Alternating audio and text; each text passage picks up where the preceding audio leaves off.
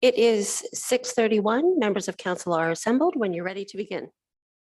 Okay, thank you very much. I'd like to call to order this committee of the whole meeting of the Council of the Town of Saugeen Shores. Welcome everyone who's joining us in the chambers this evening and everyone who's joining us via the live stream, and of course all the committee members. Glad everybody is with us. The second item on the agenda is the land acknowledgement, and we'll ask Councillor Davinsky to give us that.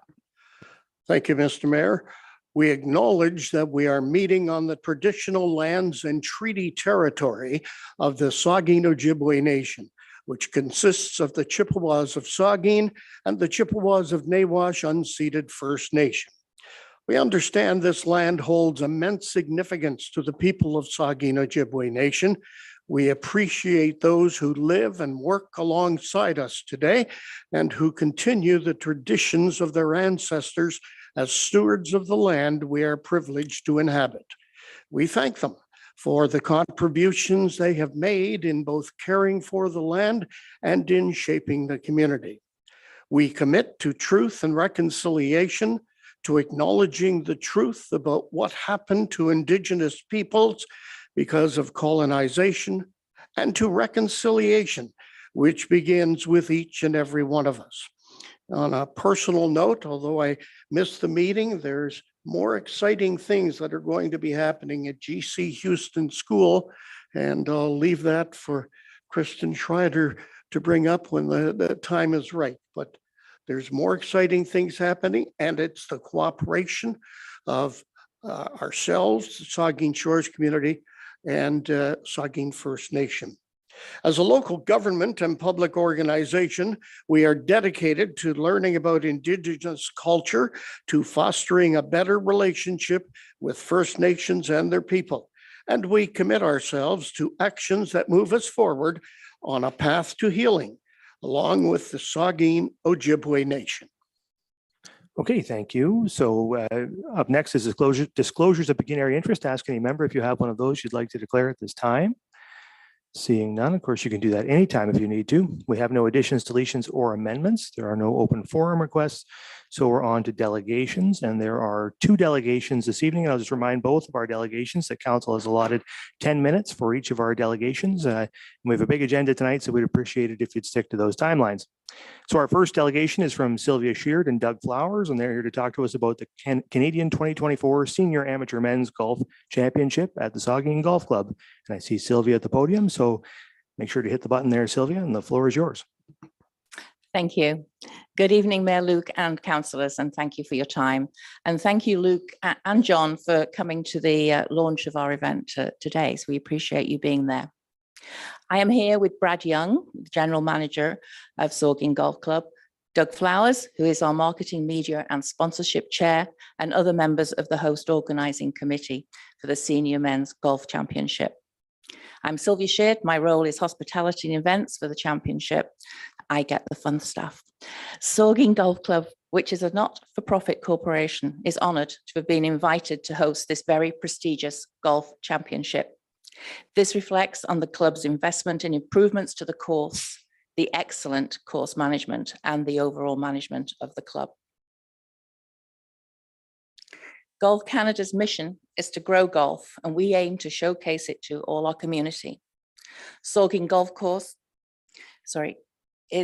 offers a fantastic youth golf program, which we want to extend for more young people, regardless of their circumstances. Players, my apologies. Tonight, we're here to inform you about the championship, the impact on local businesses and tourism in Saugeen Shores, and we seek our town's support for this exciting event. Our committee anticipates more than 200 people staying for 5 or more nights, with additional spectators also coming to enjoy golf and other fun events. As we celebrate Saugeen Golf Club's 100th year, we are inviting sponsors, spectators, the public, and especially youth to join in the festivities. We're thrilled to welcome golfers from all across Canada and beyond, with team and individual awards at stake. Past participants have also come from across the states, from California, Florida, Texas, and Arizona. And we may have other international players too. Players often bring family members who will come to explore our beautiful area. And we're planning to offer day trips and a passport to Saugeen Shores to showcase all our local businesses. We'll share tourism information with players prior to the championship and invite them to extend their stay. And those that don't make the cut will have a chance to, over their 2 days of not playing, to enjoy the area too.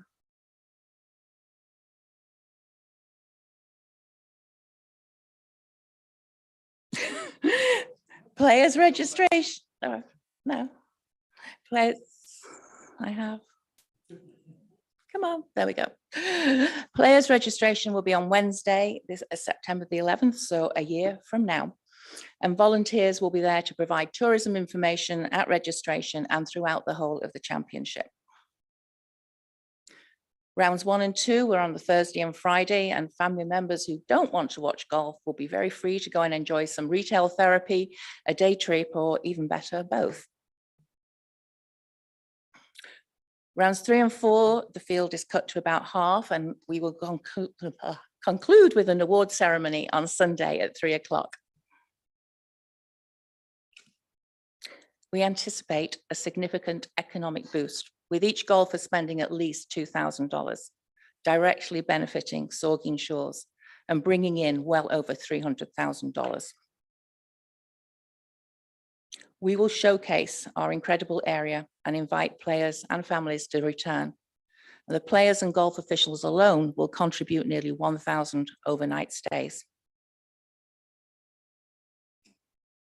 Over 200 volunteers will be needed to ensure the championship runs smoothly and professionally, and we are very determined to make it the best senior men's championship ever. We would therefore appreciate the town's support, and I will hand over to Doug to explain sponsorship opportunities and the benefits of being a sponsor.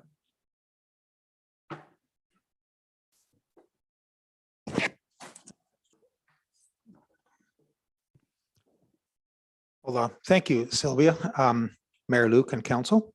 Thank you for this opportunity to present here tonight. I'm going to start by noting the happy coincidence that the Saugeen Golf Course is in its 100th year of operation in 2024. In recognition of that anniversary, we as a host committee decided that we would complement this National Golf Championship with a celebration of 100 years of golf in Saugeen Shores. This decision transforms the championship into an event that will engage everyone in the community. It is reasonable to ask, why would we take on this added organizational challenge? Firstly, it responds to our sponsors' interests. We'll put up a big top tent and attract spectators through entertainment, food, and interactive games. In turn, sponsors will set up displays, exposing their product or service to our marketplace. The championship uses only 18 of Saugeen's 27 holes, leaving space on the other 9 to stage what I will call here a golf festival. Secondly, it allows us to expose golf and other sports to the community. We have already arranged to have a simulator in the tent. Port Elgin Chrysler has provided a 2-year lease on a new vehicle for a hole-in-one contest. There will be putting and chipping contests. The local curling clubs are bringing their interactive street curl display. All of it will be oriented towards kids as well as adults. And a number of activities will raise funds for charity. For example, the hole-in-one contest will raise funds for Jumpstart, the program that removes financial barriers to participation in sports. Our third rationale for escalating the scale of the event is to bring increased economic activity to the community, notably related to tourism. Our goal is to attract 500 to 1,000 spectators each day on top of the participating golfers. Many of these people will be from out of the community, and they will patronize our local services and explore the area as tourists. Why would the town support such a venture? We're asking Saugeen Shores to be a titanium sponsor with an investment of $10,000. You can see their reference on the sponsor program sheets that were distributed earlier. So we asked the question, why would you sponsor us? First is our costs. We need support from a spectrum of the community to stage this event. The expenses required to mount the event are substantial, and non-sponsor related revenues do not cover costs. Secondly, I'm going to refer to this as sport development. Saugeen Golf Club is a not-for-profit, and any excess funds from the event will flow into community development, into promoting sport in the community with a focus on golf, of course, into upgrading the course, into junior programs, and into local charities. Thirdly, economic impetus.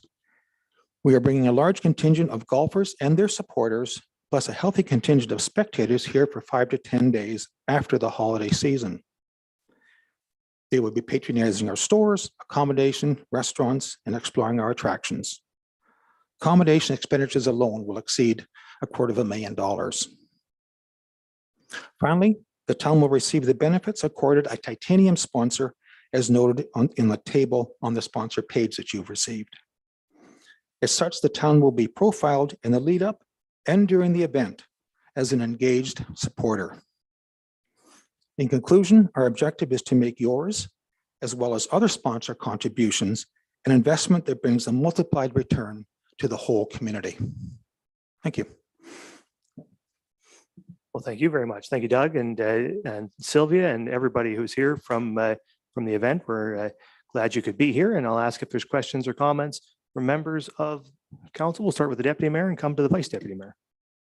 Thank you, Mr. Mayor, and through you. I'm assuming that the requests related to the sponsorship will be part of our budget process, or are we able to address that earlier than that? I think what we'll do, as always, is we'll refer this to staff tonight, and they'll come back to us with a report. The budget may be a time or before that. I don't know what staff's timelines are like, but the step will be to refer it to staff. Thank you. I did just want to congratulate all of us for, I was wondering what we would get Mr. Flowers to do after that great success he had with curling. And I think we all know that golf is what curlers do in the summer. So this is perfect. And you couldn't have got a better hospitality and social person other than Sylvia Sheard. So I look forward to us seeing a request come via the channels for us to sponsor this. And certainly I think it's going to be a great event. Thank you for doing all of this on all of our behalves. Thank you. Thank you. The vice deputy mayor. Yeah, thank you, Mr. Mayor, and Doug, Sylvia, your entire team, just tremendous. I mean, bringing the 2024 Canadian Senior Men's Amateur Championship right here to Saugeen Shores is going to be just fascinating. And I'll certainly be supporting that $10,000 of budget, because I think it's going to do nothing but bring economic spinoffs to our community. A lot of visitors, a lot of players, motel rooms, restaurants, gas stations, and what price tag you put on that, and so I'll be supporting it, and I just think it's wonderful that you're going to bring it here. And Doug, you mentioned, Sylvia, I think the number of daily visitors. I missed that number. How many daily spectators, visitors you expect will be coming to the event on a daily basis? You mentioned it, but I didn't catch it. Our hope is on the busiest days to have maybe 500 spectators there. Obviously midweek will be quieter, but certainly on the Saturday and Sunday, we will be hoping for around about 500 people coming in. Well, again, thank you for your good work. And Doug, you're just you're a brute for punishment, eh? Gee whiz. I like you have lots of you have lots of energy. So all the best with your planning, though. And thank you. I look forward to this coming to budget for discussion November, December, and I know I'll be getting behind it. So thanks. Great. Very good. Are there further questions? Yeah, Councillor Mayette. Thank you, Mr. Mayor, and certainly through you. I have a couple of questions. I'll give you both and you can choose which way you want to answer them. How do you go about getting chosen to be the golf course to host a championship like this? I imagine there's lots of competition. There's lots of not to say that this isn't a prestigious course, but there's lots of prestigious courses throughout Canada that I'm sure are vying for something like this. So how do you go about that? And the second question is, what is senior players? I think when I think of seniors, I think of the PGA seniors, which are the like 50 and above players. Is that what this is, or is this 55, I believe, but 55? I'm going to come and I'll ask Brad to answer your question, and Okay. Brad is our general manager. Sure. So the process started, we hosted the 2020 Ontario Junior Championship, and at which time we also hosted Golf Canada come out. And our tournament chair, Ken Dunlop, had them out and started the process back then. And as we all know, Ken is very good at pushing a championship like this. And our members, our volunteers, they put on a wonderful, wonderful show. And at which point Golf Canada was in awe of the event that was hosted in town. And from there, got the ball rolling, and we were down to about 3 courses, and we're fortunate enough to come out on top.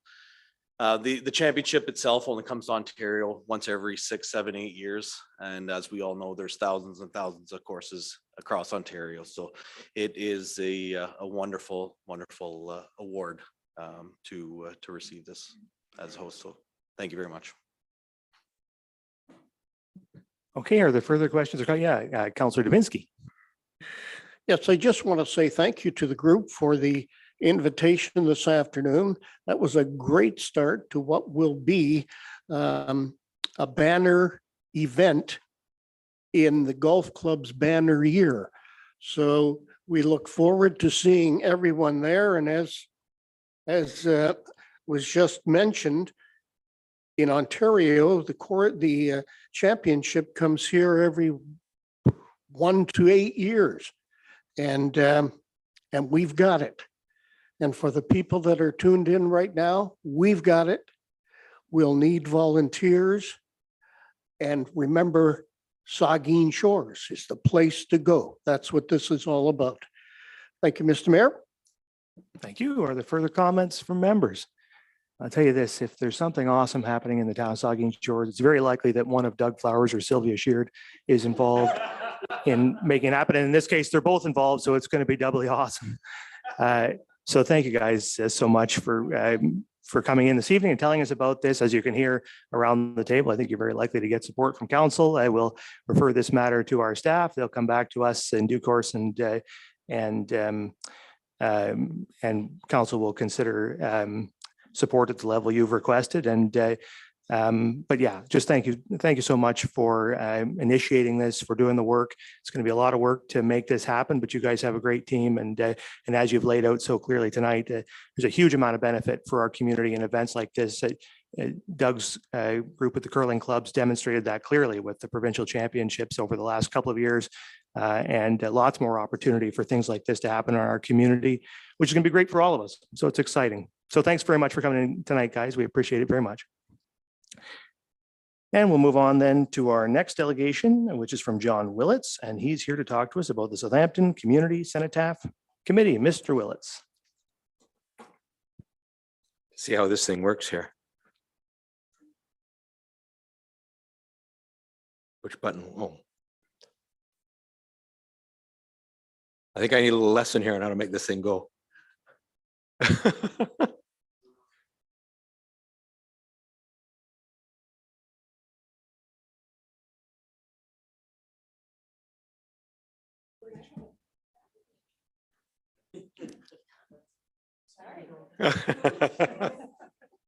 Well, while that's getting addressed, I'd like to continue on, and if I may. Well, thank you very much, ladies and gentlemen. I'm here representing the Southampton Cenotaph Community Committee, and the members of the committee are here, as well as our supporters. First of all, I'd like to recognize Ralph Lynch, who's a resident of our town and has extensive Legion experience and a long-term member of the executive there. Mr. Charlie Schmaltz, who's our Sergeant at Arms, and also he's the guy that actually leads the Christmas parade, the guy with the right band. That's him. I'd also particularly like to introduce a new member to our committee, Mr. Derek Johnson. Now, Mr. Johnson is a 33-year member of the Royal Canadian Navy and completed 3 tours of duty. Not only is he on our Cenotaph committee, but he's also on the branch executive and is representing the branch here this evening. Would not to be remiss, Mr. Bill Streeter is our favorite military and local historian and an endless supply of resources, advice, and we can't go very far without him.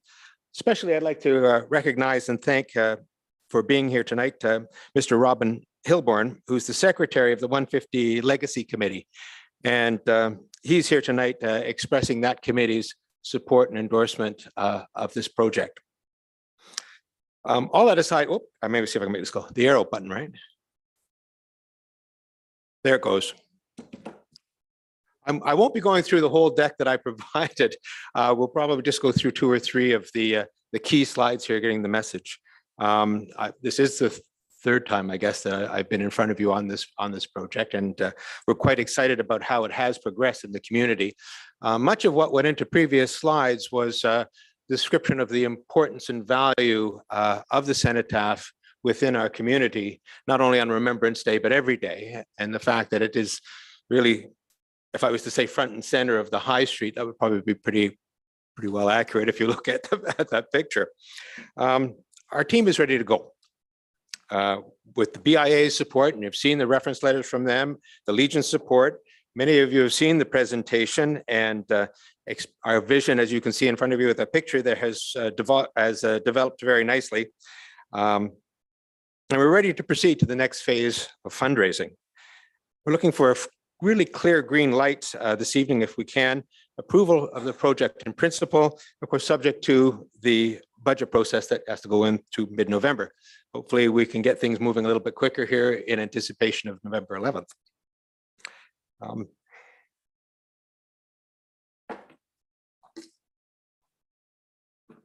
Our journey here over the last 5 years started with, we were noticed that the cenotaph was the cairn was in a degree of disrepair. Some of the rocks had come off the side. We were informed that there was some rust and possibly some electrical problems on the illuminated cross. And I thought, oh, great, we'll just put the rocks back on and carry on. But when we reached out to Monuments Canada, their guidelines, which we have shared with staff, suggest that maybe there's another underlying problem that we have to address, whether the foundation is slipping or it's sinking or something like that, that's causing this problem that we should address up front. It is truly a prestigious spot in our community. And it is lacking a couple of things that I think would really add to the place. There's no parquet there at this point. If you wanted to look at the beautiful plaques, and they are beautiful plaques that we have on the side of that, you effectively have to stand on the road. They're actually on the sides of the cairn as opposed to on the front. These bronze plaques will probably be located, as you see in the image here. These aren't our bronze plaques. Ours are much nicer than those ones, but those are the ones I was able to cut and paste into place there. And of course, from a physical access point of view, we did investigate, and I understand that in terms of along with the streetscape, physical access to the property for the disabled is also important. This being such a central location and being so much a part of the vista when you look down that street, our cenotaph being right in the middle of town is quite rare. We've reached out to I know Bill and I have traveled all over the world, particularly interested in military history, and seen a lot of them. And we've certainly done awful lot of research. And we've pulled trusted advisors like the Port Elgin Cenotaph Committee, including Mr. Myatt and Mike Smith. We've talked extensively with Legion Command and other legions and other communities who have done renovations. We've presented to the BIA and many members of council in our community. And we've also reached out to the 8 neighbors in the community, asking their opinion and getting their input. I'm not even going to bother flipping these slides, to tell you the truth. Part of our homework here, before we went to staff and had just a super meeting, we developed our own project plan, and some of the things that we went through, we wanted to make sure we covered all the bases so that we were ready to go. We reached out to the federal government, and from Monuments Canada got the building criteria. We've talked to 2 architects, including John McDonald, who was the architect that did the streetscape plan. We've talked to 2 engineering firms. We've talked to industry associations. We've talked to senior experienced monument specialists, people who have done things like the Terry Fox Monument in Thunder Bay. we've talked to the quarries, we've talked to the wholesalers, we talked to the wholesaler who provided the monument for Grey Roots. Monument firms, we've had two that have actually come out to site and given us advice and direction and guidance on their part. We've talked to stonemasons, we've talked to people regarding access to the property. We even have a traffic specialist, a good friend of mine who just recently retired from the city of Toronto, come up and make sure that the sight lines weren't imposed on. We actually even had a very brief conversation with a landscape architect, but that doesn't really count in this case. So I've got everything but the 1-800 number. Go dig before we proceed here. Our ask again, ladies and gentlemen, is that we're ready to go. The BIA, the Legion, and many of you support the project. We're ready to proceed with the next phase of funding and looking for a clear green light. Your approval of the project in principle, of course, subject to the budget. Thank you. Yeah, thank you very much. And just before we turn it over to questions or comments from members, I think so the way that we offer the green light to things is through staff reports. So I think what we will end up doing is referring your delegation this evening to staff, and we'll get a report back. I know you've been working closely with them, so I'm sure they're pretty close to ready to come to us with a report on this item. So I suspect we'll be hearing back, I don't know, in relatively short order from staff on this, and that's how council will then make a decision on a recommendation from staff. Okay. Are there questions or comments from members? The Vice Deputy Mayor. Yeah, thank you, Mr. Mayor, and thank you, John, for your presentation. And I know I've met with you several occasions on this project. Yes, I do chair the Port Elgin Cenotaph Committee, and it's back in 2006. Members of the Port Elgin Legion had a dream, they had a wish to retrofit the old Port Elgin Lawn Bowling Club and turn it into a Port Elgin Cenotaph. And boy, it's just the most wonderful cenotaph you'll see in the area, really. It's a beautiful cenotaph. And the town back then, I think, invested $135,000 into that project. It was some fundraising, but you're doing a lot of fundraising. I know you're looking for 50-cent dollars here. I mean, I think I'd probably take that any day of the week, but it will have to be referred back to budget, obviously, John, and that's the secret. But I just wanted to thank you for all the good work you've done. My gosh, you put a lot of effort into this, hours and hours and hours, and Bill and others. Bill Streeter, I'm a good friend, but something to go back to budget. But I think what you're asking for tonight, I heard you say, John, and I think it's important. You would like to receive approval in principle. I mean, if it's not at this meeting, maybe we can't do it tonight, but I was hoping that through our mayor and council, we can come back in a meeting from now with a 5-line report, basically saying, that council supports in principle, the project, what you're trying to do. Is no strings attached with $125,000 2 weeks from now, because it's got to go to budget. But what you're asking for tonight, I think, is approval in principle so that you can continue on with your planning. Is that correct, John? Is that what you're That's asking for? correct. And we were lucky enough, I guess maybe quite a while ago, there isn't actually an account set up downstairs, well, over there really now, with 4 people with donations over $100 to go in and get a tax receipt. So that's already actually been set up. Right. So Mr. Mayor, I think I know it has to be referred to budget November, December. I got that part. It's $125,000 is a That's amount of money. correct. But so is that something to you, maybe to the CAO or council, that we could, a couple weeks time, we can get a very short report to say that the council does support this project in principle so they can continue on with their planning? I mean, we can ask staff how long it will be before they can come back with a report. I don't know, the Director of Community Services and Operations, do you have a sense of how long it'll take you to come back with a report on this issue? Thank you for the question, and through you, Mr. Mayor, we've been working closely with John and his group, so we're very familiar with it. We're definitely on the same page with regards to next steps and project plan, so it wouldn't take us long to put a staff report together. Sounds good. That'd be perfect. All right, thank you. Some questions, we'll go Councillor Grace and then Davinsky. Thank you, Mr. Mayor, and thank you, John, and thanks to the whole team. I know you've been working really, really hard on this, and I think it's going to be a wonderful addition. I understand all the reasons why, and I think what you didn't, I think, really mention tonight is the fact that, what is in your presentation is the fact that you see this as a more inclusive design, which I think is an important, more meaningful to reflect Canadian society today and Canadian culture, which I think is an important point. I've got a question just about the design itself and how much of the design is still to be considered. Like you talked about having keeping green space and making this a green sort of park. And also the issue of lighting. How much of that is still to be determined?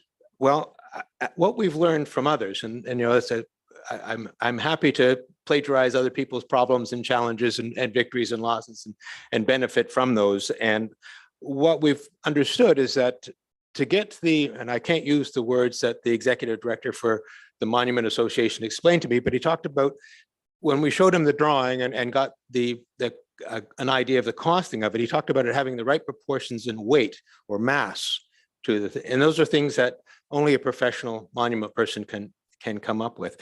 So what we've discussed with staff and kind of all along is that we can take it so far as an idea or a concept, and then we're looking to the professionals to finish it off, to give it the things that we wouldn't have thought of, to make it appropriate. And as I've said to many of you before, the last thing that we would want is to, in a year or 2 or 3 from now, look down the street and see that we could have done better.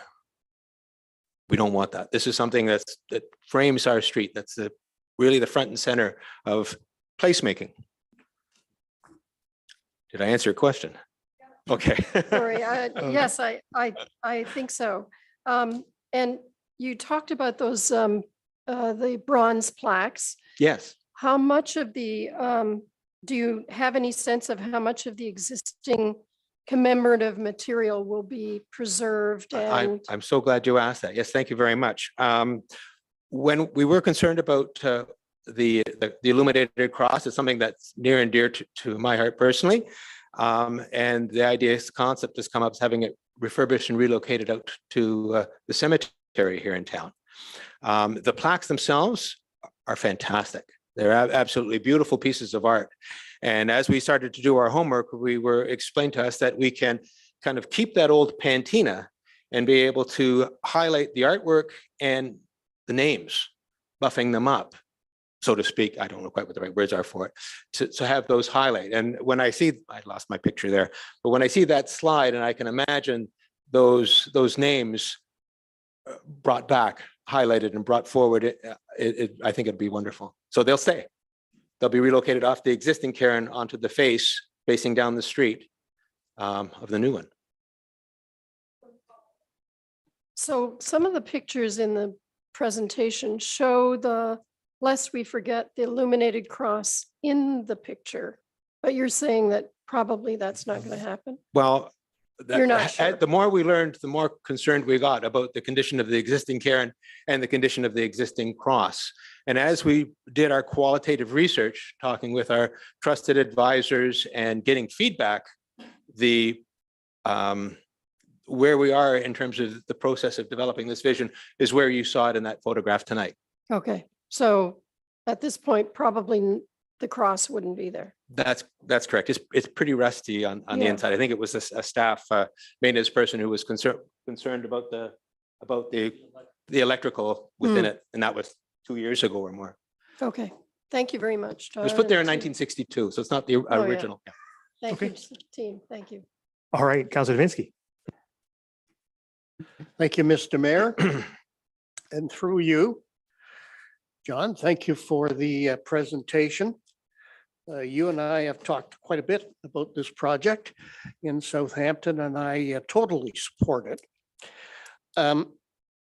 We've had people that have questioned the illumination at the cenotaph right now. Mhm. And will that be addressed with the new cenotaph? So if I can address that, and thank you very much. We have actually met with all the 8 neighbors in the area, getting their input, showing them the image that we just showed you this evening, getting their feedback. And some of the neighbors we've talked to several times. So we also understand that that is a potential concern.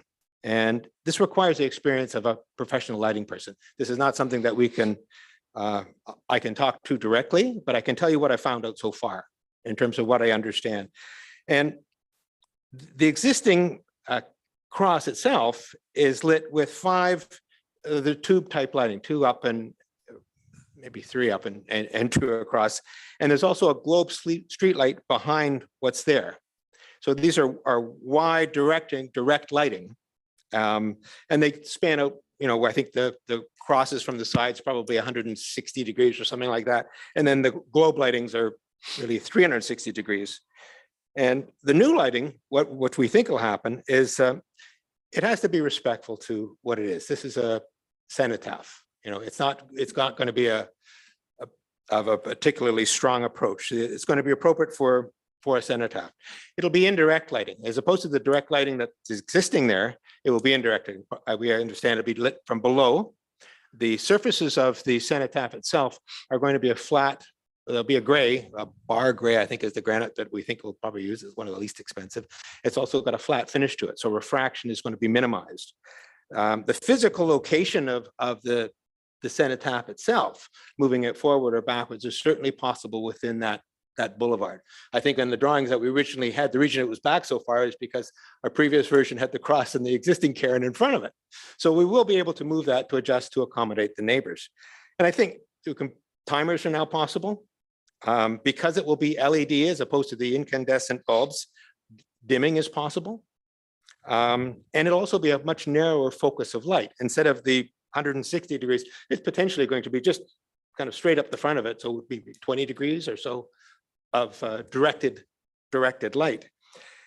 And it kind of in the long run, I think there's probably, I would imagine there'd be actually less lumens, the measurement of light on that site. And that in an ideal world, I would hope that it would be a pleasant, soft, almost a park-like or garden setting for the neighbors around it, something that they could enjoy in the evenings when it's illuminated and not an imposition. To follow up, if you have it on timers and so on, timers to dim, would there be later in the evening timers to shut off? That's farther than I've thought. Okay. Again, that's probably something that you would talk to a exterior lighting specialist about. I mean, that's something very specific. With the profile of that monument, it has to be done correctly. Yes. Okay. Thank you for that. And if I could ask a question of the mayor or anyone, Vice Deputy Mayor Myatt said, why can't we have give this in principle approval?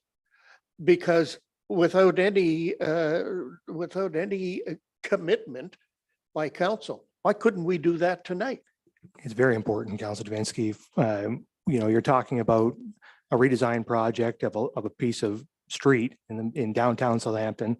Our staff need to give us all of the detailed information about all of what they're considering, what may the issues or implications of that work. We need to get that in a report and we need to approve it in response to staff. I mean, I think it's the appropriate way to proceed for council. It's I think never good practice for council to approve things the same night in response to a delegation. Let's hear from staff. Let's get that report. We'll get all the details. We'll make a decision that's appropriate on the recommendation of and all the information from them, our experts. Hey, just to follow up, I wasn't asking for approval tonight. I was asking for approval in principle, which doesn't hold us or bind us to anything. I think if council gives approval in principle, it's essentially approval, right? Let's just do it. We're talking a couple of weeks. I think let's do it the right way. That's what Mr. Willits is asking for. What everybody has talked about, doing it the right way. Let's get council to get the right information from our staff and proceed in an appropriate way. I don't anticipate it's going to hurt the process at all for us to do it. In fact, I think it's going to make the process better. Okay. Thank you. Thank you. The Deputy Mayor. Thank you. And through you, Mr. Mayor, I very much appreciate the response that you just gave concerning the idea of in principle and responding immediately in response to a deputation or delegation. That's good information to have. It's important that, we respect the cenotaph that's been there for quite a while. And I look forward to further conversation about a refresh and rejuvenation of the space. I do also want to note, though, that we did receive a letter from the Legion, which had a number of points in it that they were encouraging us to give consideration to. So I know that that will be part of the process going forward. And, there was a number of points in there related to involving the public and that whole process. I've been to Vimy Ridge and, I certainly have been in awe and totally impacted by attending that site myself. I look forward to something that gives us a cenotaph refresh that's of the right scale in that location. I'm a little concerned about the idea that, we look at a boulevard space in the middle of a traveled road has a park. So I know that the idea of doing something there is a good idea. It needs to be there. It should be there. But, the idea of creating a space that we're calling it a park is a little difficult because it is in the middle of a road. I also am cognizant of the fact that we've got hopefully something coming related to High Street, streetscape, something to do with downtown Southampton. And this to me is a very important intersection that maybe we should look at first as part of a bigger downtown project. But some of the designs here take into account some of the imagery that went along with the streetscape planning. So, they're kind of in tandem, and the Legion letter does make that suggestion. I have had a number of residents, not necessarily just neighbors, comment about lighting up something on that corner. And so I appreciate the comments about timers and dimming and that sort of thing. There's a respect there in terms of scale and lighting that we need to keep in mind.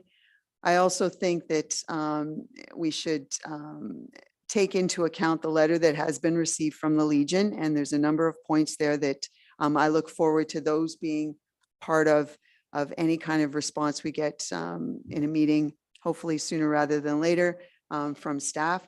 I did want to acknowledge, I appreciate that Derek Johnson is the liaison from the branch executive committee. And thank you, Derek, for your service. Thank you, Charlie, for your service. And certainly I've known Derek his whole life and you turned out okay, dude. Anyway, having said that, I'm glad that we've received the report. I look forward to something coming further, but there are still a number of items that still have question marks on them. And there's a respect element, but there's also, it needs to fit into the scale of the street and fit into the bigger plan that hopefully we have for downtown and for High Street from the lake up to Victoria Street. Thank you. Yeah, thank you. Are there further comments from members? Listen, did you have a Just a quick comment? closing comment, if I might. Sure. Yeah, one more comment quickly, Mr. Willis. Sure. Okay, I just wanted to say thank you very much for that, Diane, and that the letter goes through a lot of details. And the last line in it that I'd like to paraphrase from that is that the Royal Canadian Branch 155 does support the replacement of the cenotaph proposed, which to honor the fallen and to reflect the community for which they've died. And that was the final line in that letter. And it certainly is I thought a poignant statement to make in terms of the importance and the gravity of this, and something that we all as a committee share and respect. Yeah, and I think that's a good point to leave it on, Mr. Wells. I think, almost everybody in this room, I suspect, has been down at the Southampton Cenotaph on Remembrance Day, on a nice day, sometimes on a less nice day. But when it's a nice day, it is, it's the most spectacular place. Isn't it though? The most spectacular place to have Remembrance Day with the wind and the flag. and it's just amazing. And it already is spectacular, and to add to it and to improve it and to modernize it appropriately, respectfully is really timely just in the course of history, but also timely in terms of the streetscape itself and the work we're already planning in that area. So I think it's a great project. I really just wanted to express my deep appreciation to you and to all of the folks who have worked on this to date. I think, as I've said, we're going to be hearing back from staff. I think there's some work to be done. As you've pointed out, we need to hear from some experts. There's some more detail, some digging that needs to be done to get us to the point where we have a plan that we could actually construct. And so I think, so it may be, and I just wanted to make the comment that we've got an estimated $250,000 and the community is listening. I would say that we should treat that as an estimate because as you get into that detailed work, you find that those numbers can shift. And one thing I've found, having been involved in at a council level in some large projects in the last few years, those numbers tend to move around on you. So I think, so let's do that work. Let's do that work. Let's get those details. Let's find that information out. Let's get that good solid number, and then let's advance the project. So so I'm looking forward to getting a report from staff, and hopefully we can advance along. So thanks very much. Thank you for your time. All right. So we are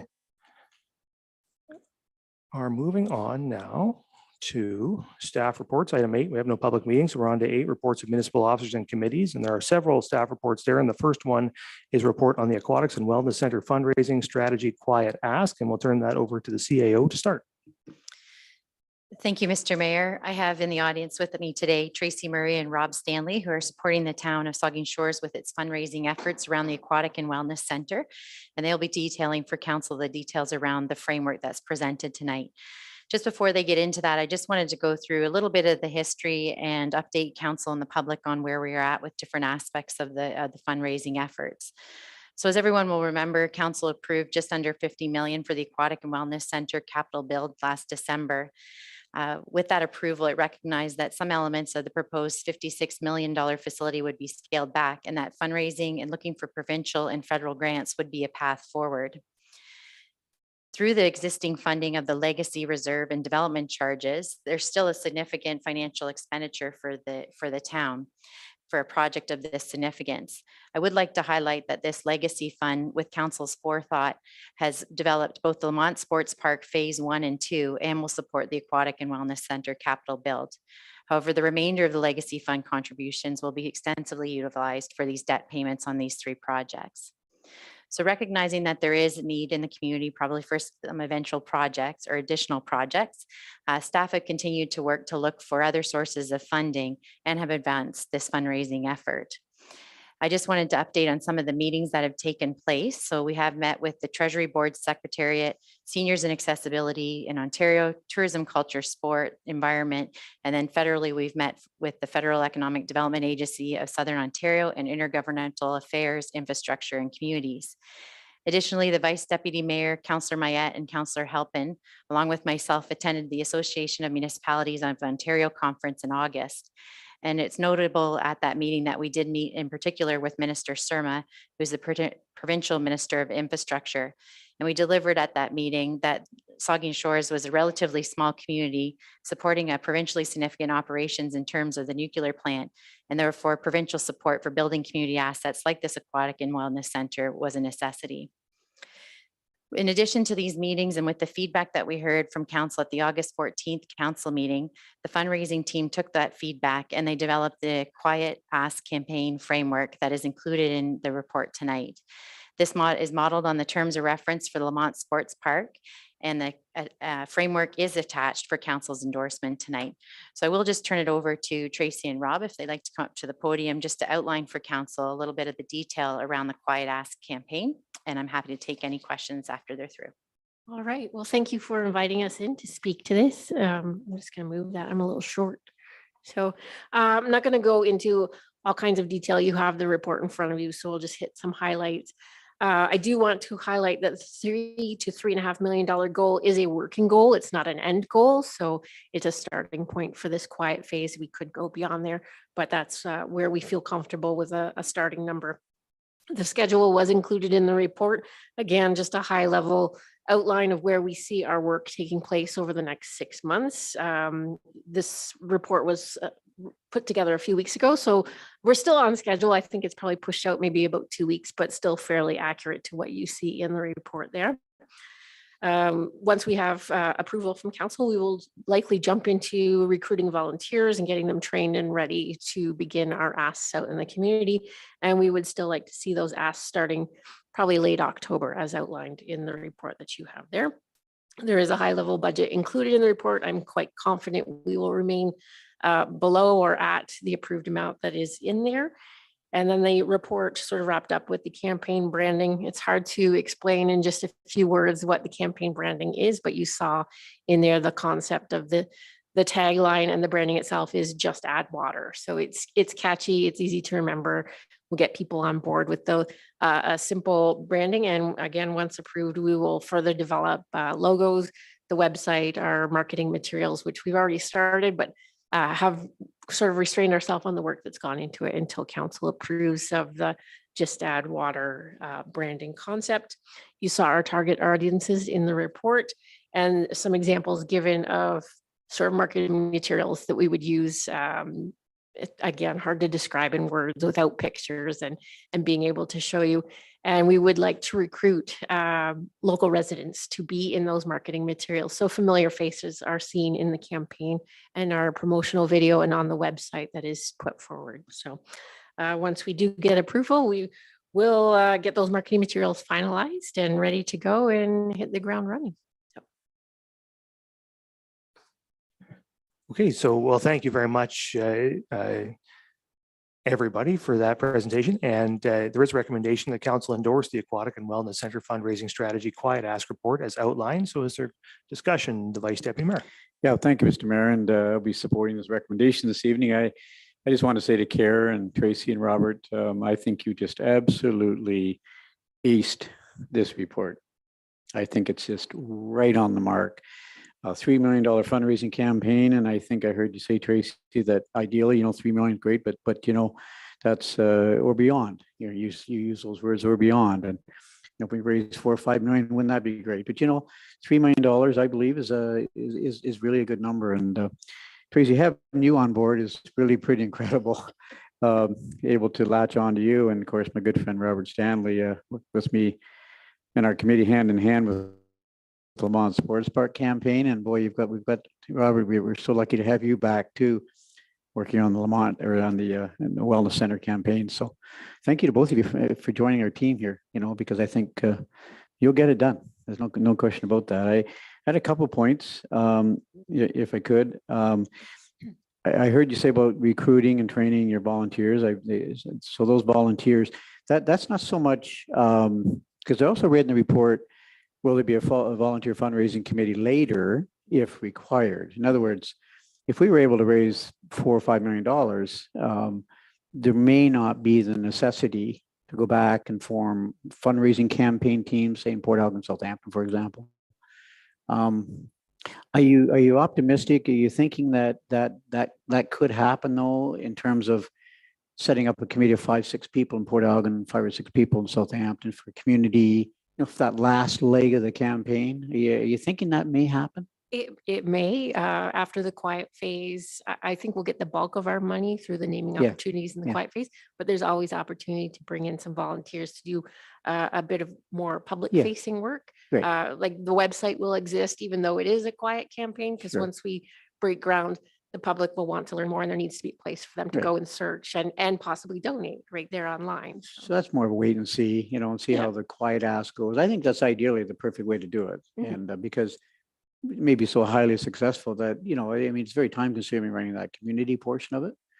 The $100 and the $500 is hard, but I've spoken to a lot of people in the community. A lot of people in the community who want to donate to this campaign. And so I think you're going to have good success. A person I approach and say, hey, the campaign's coming up, count me in. how much do you know, how much do you need? So I think you're gonna have. 3 good success. million, please. Yeah, yeah. You want to name the building twice for $1 million Write a each? check. Yeah, but just to add water, I think that's, I think that's brilliant.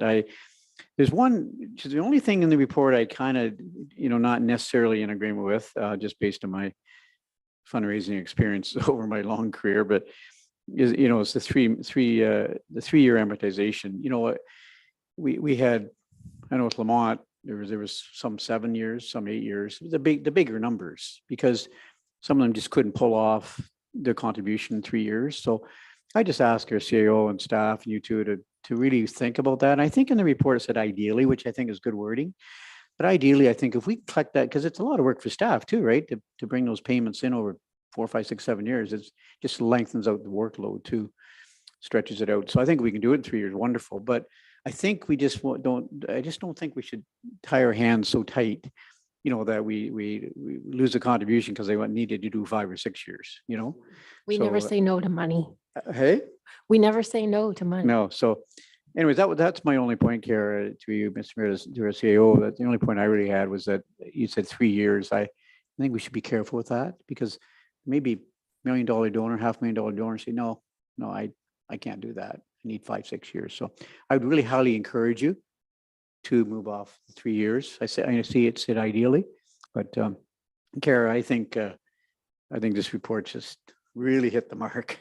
I think you're right on, and great to have you on board. So good luck. Thank you. Yeah. Okay, thank you. Further comments, Councilor Grace. Thank you, Mr. Mayor. Thanks, Tracy and Rob.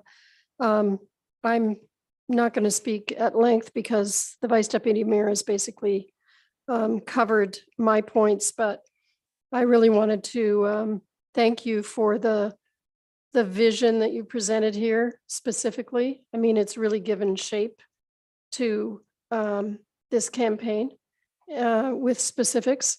And I love the concept, just add water. I think it's great. Thank you. Thank you. Further comments, the Deputy Mayor and then Councilor Halpin. Thank you, Mr. Mayor, and through you. Yes, you've both made a big splash with your first presentation to council there. Every time now we have to have a water reference. No, we got to lose baseball references. We got to go to water and pool. Just a couple of questions that I am wholly in support of the report that we received about the strategy. There was just a couple of comments and a couple of clarification, perhaps points. The report that was attached, for anybody who looked at the agenda and went to that report, which was from a previous meeting, just important to note that we didn't approve that report. So this has followed from that, yes. But just don't want to have any confusion because it talks about staff positions and stuff. None of that happened. I also just wanted to appreciate the way that we're now starting to talk about how we're paying for the Aquatics and Wellness Center. There still is confusion in the community about this how it's being funded, and people have asked me or told me that, well, it's paid for, this legacy fund. Well, I like the new language that's showing up here, talking about, yes, the reserve, the legacy fund, the legacy reserve is being very instrumental in funding this. However, it's important to note that that is a regular addition to people's tax bills to continue to fund the legacy reserve. That's built into it, and it's about debt repayment going forward. So I like how the language here is picking up on that it's an ongoing process, because I do think that there are people that figure we've paid for it already, but no, it's going to take a number of years, and it is related to the tax base. I did want to just ask, and this is for my own information. We did receive a budget in here, and but there's a reference that says the budget may be altered within the approvals of the town purchasing policy. Can I just ask a question and just have a short form version of how that works? I think because I believe the budget was related to $30,000. I might be wrong about that, but I think it was estimated total was $30,000. The available budget is 48. So the alterations to the budget within the purchasing policy, it's up to a limit of that 48. Is that how I should read that? Okay, you've answered that. But welcome aboard, Tracy. Welcome back, Rob.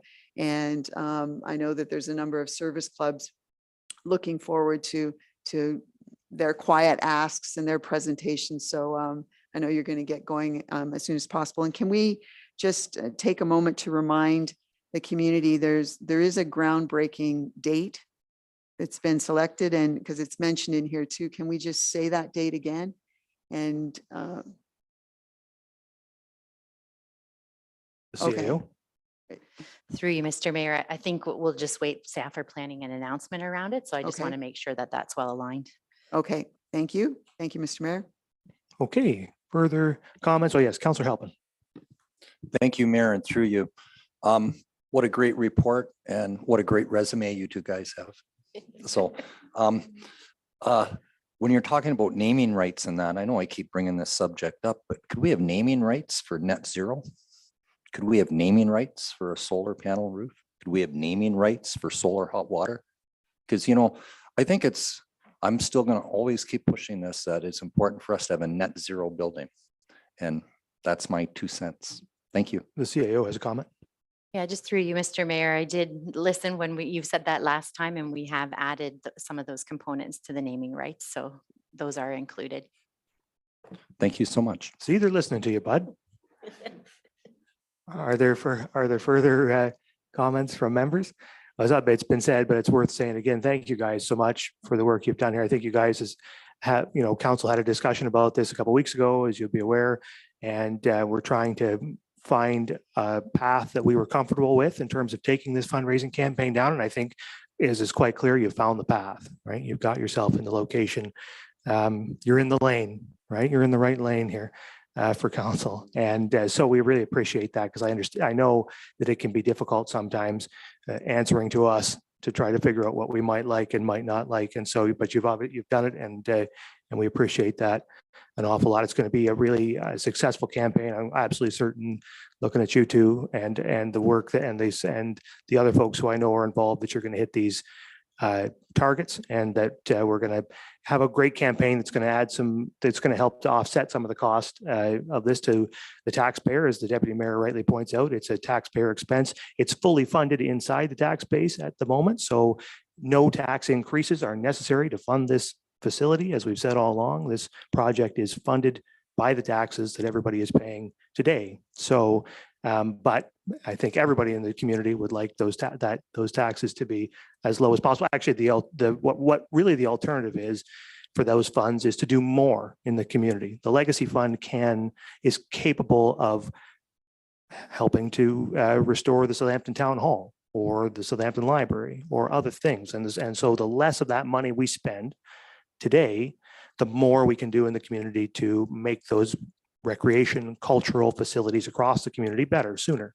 So I think it's a great campaign for that purpose, and every donation will be greatly appreciated and valued by the people of the community, because those donations will truly go right into making the community a better place. So anyway, you guys are ready to dive right in, and we're happy He stole my pun. and we're happy to see you do it. So thanks very much. And there is a recommendation, so I'll ask everybody, you've heard it, all in favor? That is carried. Thanks very much. Thank you. Thank you. Nope, we're diving in. We're not stepping up. Okay. All right. So now, are there any legal services puns? Does anyone have a legal services pun they like? Probably Rachel's got a few. All right.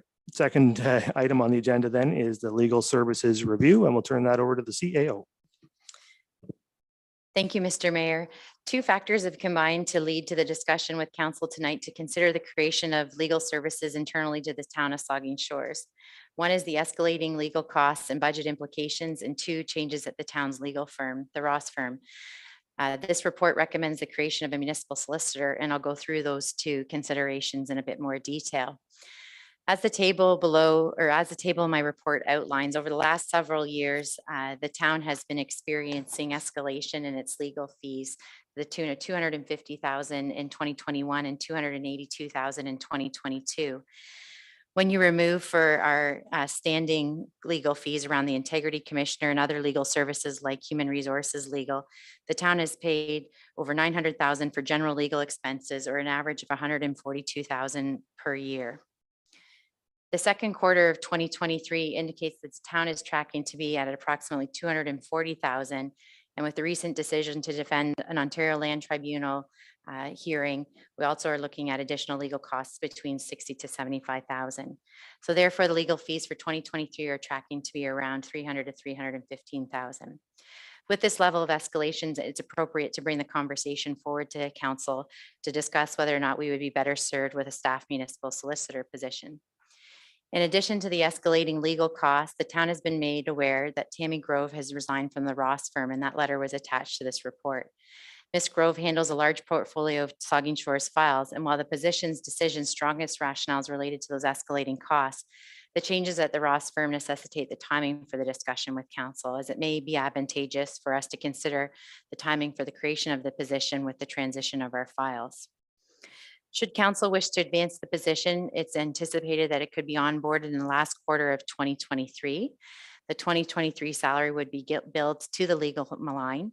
And in 2024, the budget lines for legal would be reduced to accommodate the new position. In the table that I included in the report, it shows that that reduction in the external legal budget lines would put the town in a position of having direct savings around 91,000. In addition to that, overspending would be mitigated to the amount of 194,000.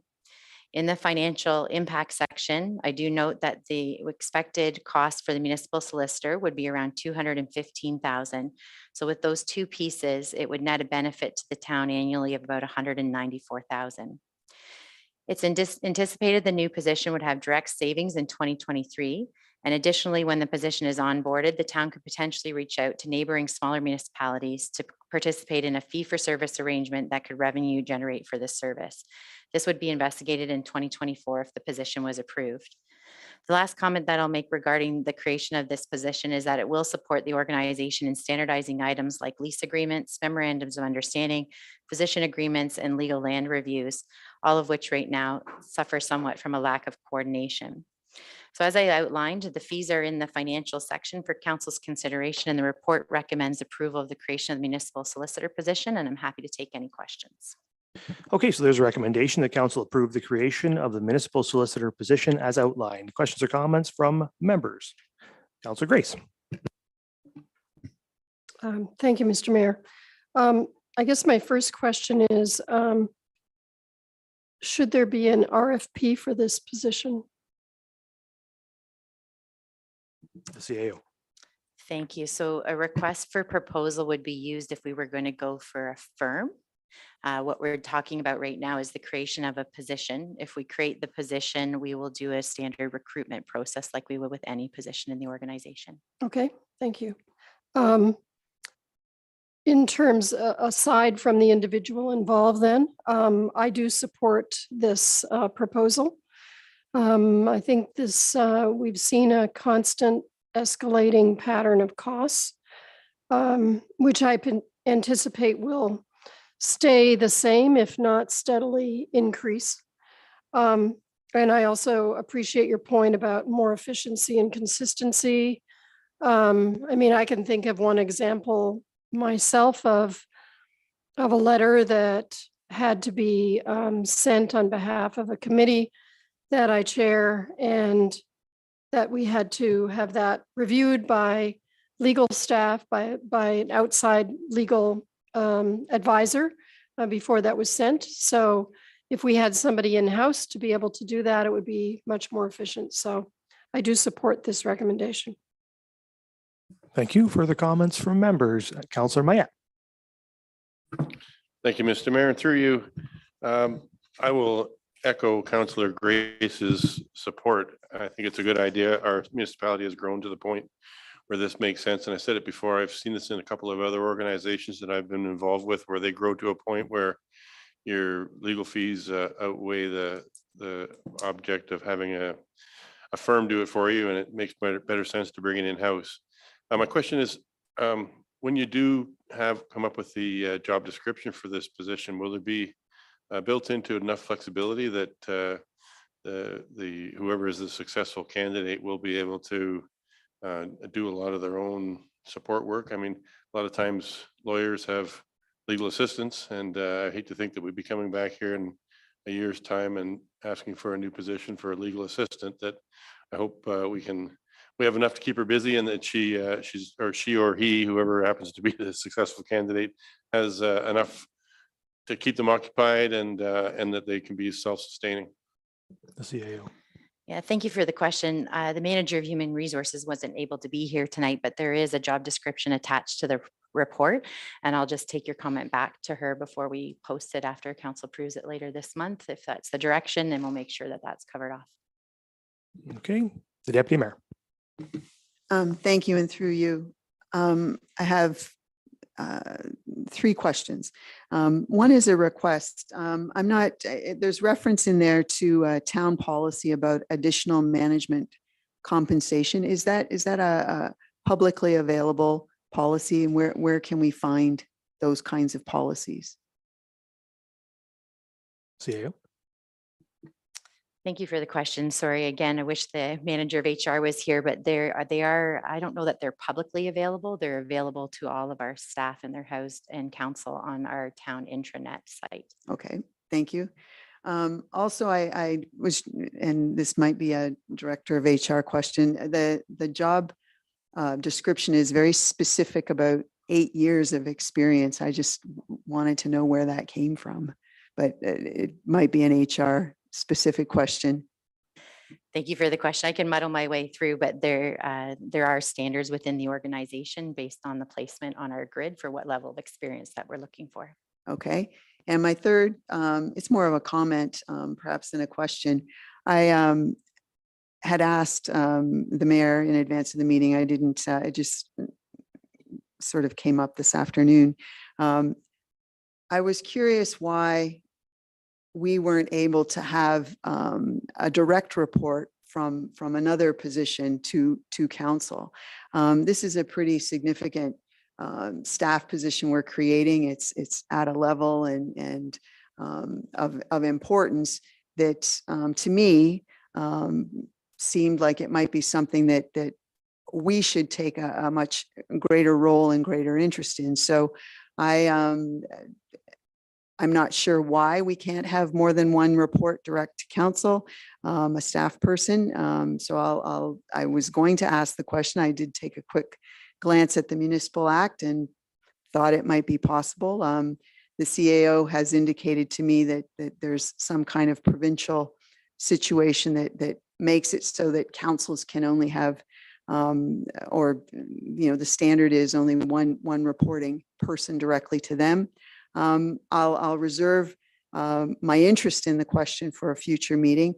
I did want to though note on the agenda the letter from the Ross firm that came in. It's noted that it's a letter directly to a person. That letter was sent to the town, and the attention was to the person. So maybe for future agendas, because it appears on the agenda as though it's a personal letter. It was actually sent to the town, to us. So just as a matter of making the agenda reflect reality, that might be a good thing going forward, that instead of a person being mentioned, that it is a letter to the town. Anyway, thank you. And I will ask my question about I'll further my interest in whether or not council can have more than one staff person reporting directly to us. I'll follow up on that. Thank you. I am supportive though of the legal position. It makes very good sense. Yeah, thank you. And it's an interesting question on the question of how many direct reports to council there can be. And I think staff can certainly look into that some more and give some information to council on that. And that's always something council can consider in terms of the organization, how it wants to create the organization and reporting structures, et cetera, et cetera. So we always have those capabilities. Are there further questions? Or, oh, sorry, Councillor Stack. Maybe I'll start by admitting my bias for obvious reasons, but I think an in-house council position is actually a great idea. I think I noted in the description, there's also a kind of a role of a strategic advisor. So I think that's something that there's an advantage to. And I think to Councillor Grace's points, likely we'll see further legal costs accrue over the next several years. So I think having that ability and based on the job description, having someone particularly with some litigation experience could really benefit the town in the long run, particularly if we end up doing tribunal cases or other litigation matters going forward. So I think it's a good idea. And from my perspective, I think it's appropriate to have that individual not report to council as they're performing a function for the town, but definitely interested in seeing where that discussion goes. Thank you. Further comments? Councillor Halpin. Thank you, Mayor, and through you.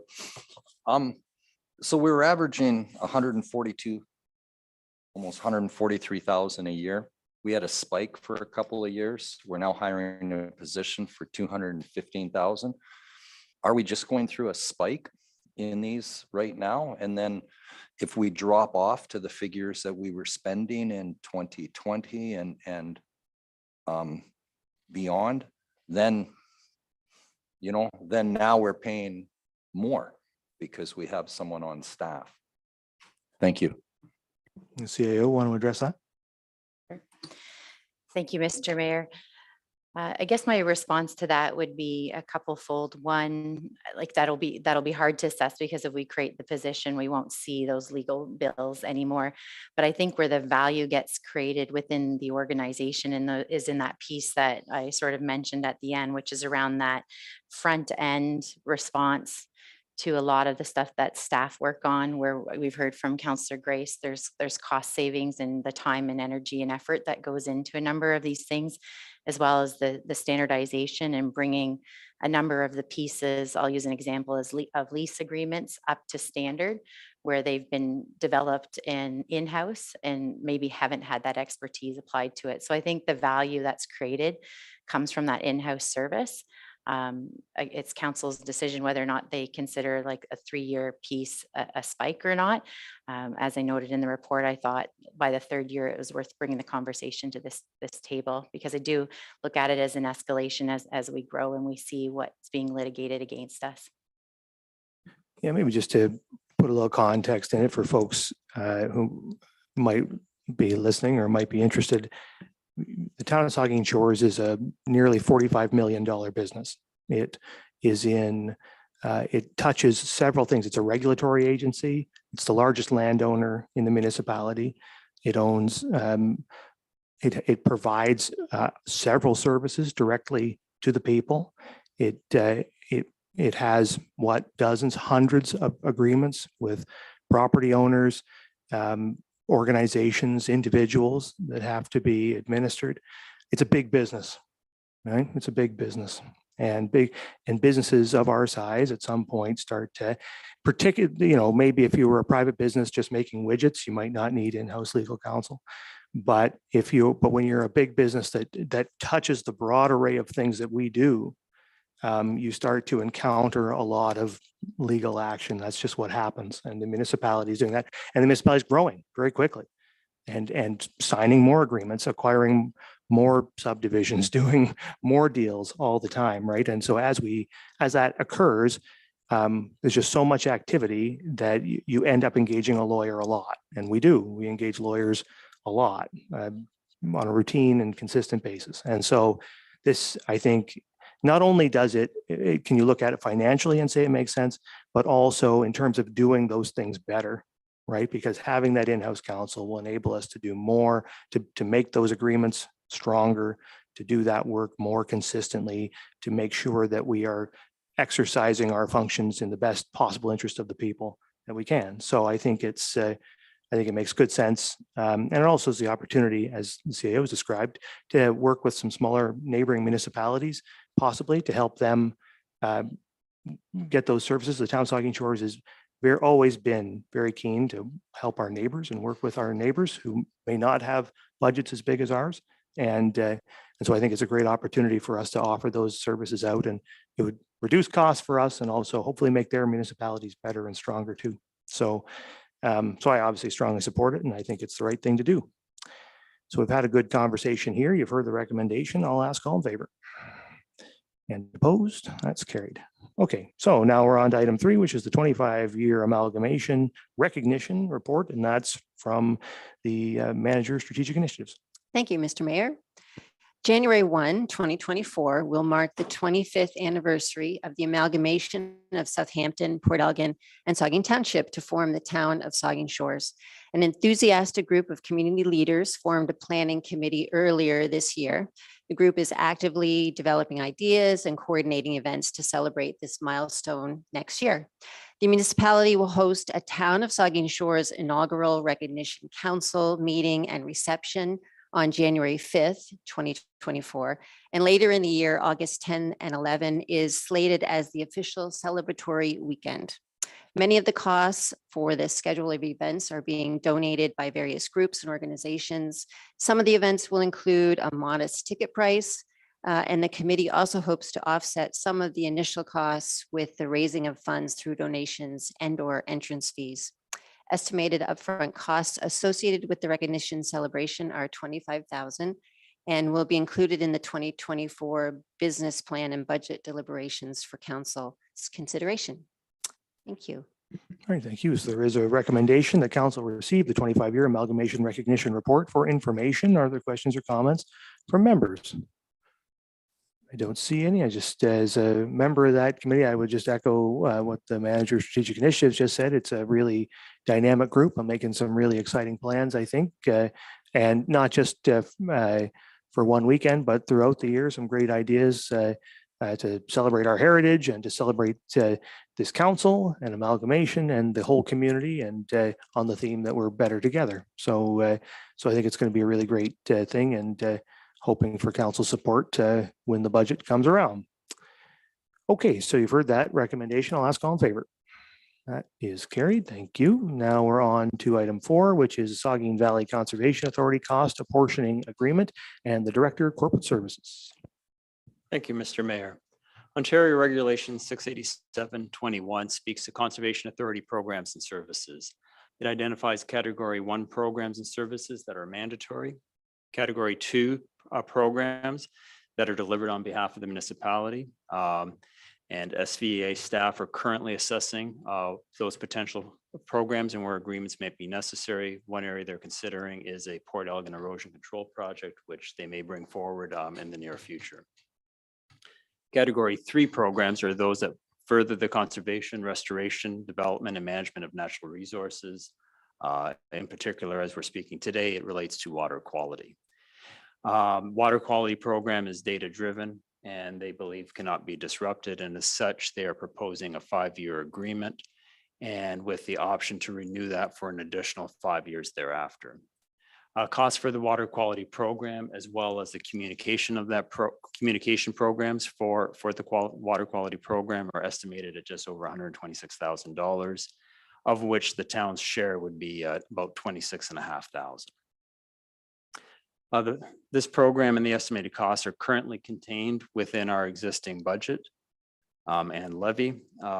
Stewardship is another potential Category 3 program that's currently dormant, but they will later this year consider whether they wish to bring it forward as another option.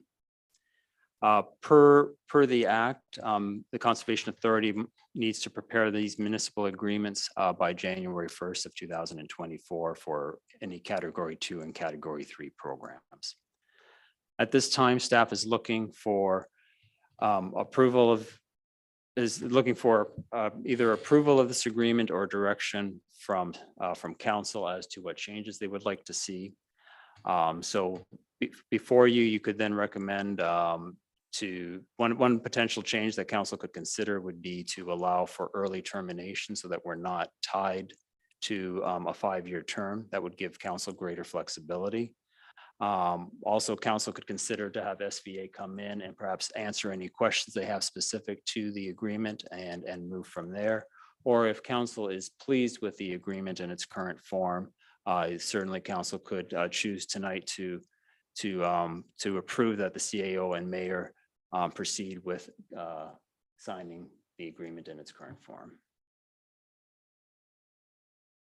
Okay, thank you. So there is a recommendation that council receive the Saugeen Valley Conservation Authority Cost Apportioning Agreement report for information, but you just heard from the director, you could take other approaches as you see fit. So I see Councillor Halpin, and then Mayette after that.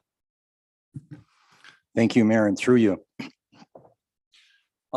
It's quite a lengthy report, and I read every bit of it. And one thing it's important to realize, I believe, is that when we pay our portion of this 119,000, that 26,000 that we pay, which is about what we're spending on celebrating our 25th amalgamation, it's not additional money. Our levy rate will be adjusted because that service isn't in it, and that service is added back in. So I think it's important to remember that that isn't additional money. After reading all that and having been working in Walkerton in 2000 and being in charge, a member of the Chesley PUC at that time that looks after water, I just want to say this. The important thing from that report is Saugeen Valley Conservation Authority tested water since the 1960s. In 1996, water testing was seen as something that could be taken out as a cost-saving measure. In May of 2000, Walkerton water system got E. coli. The cost of that was 7 deaths, 2,300 people sick.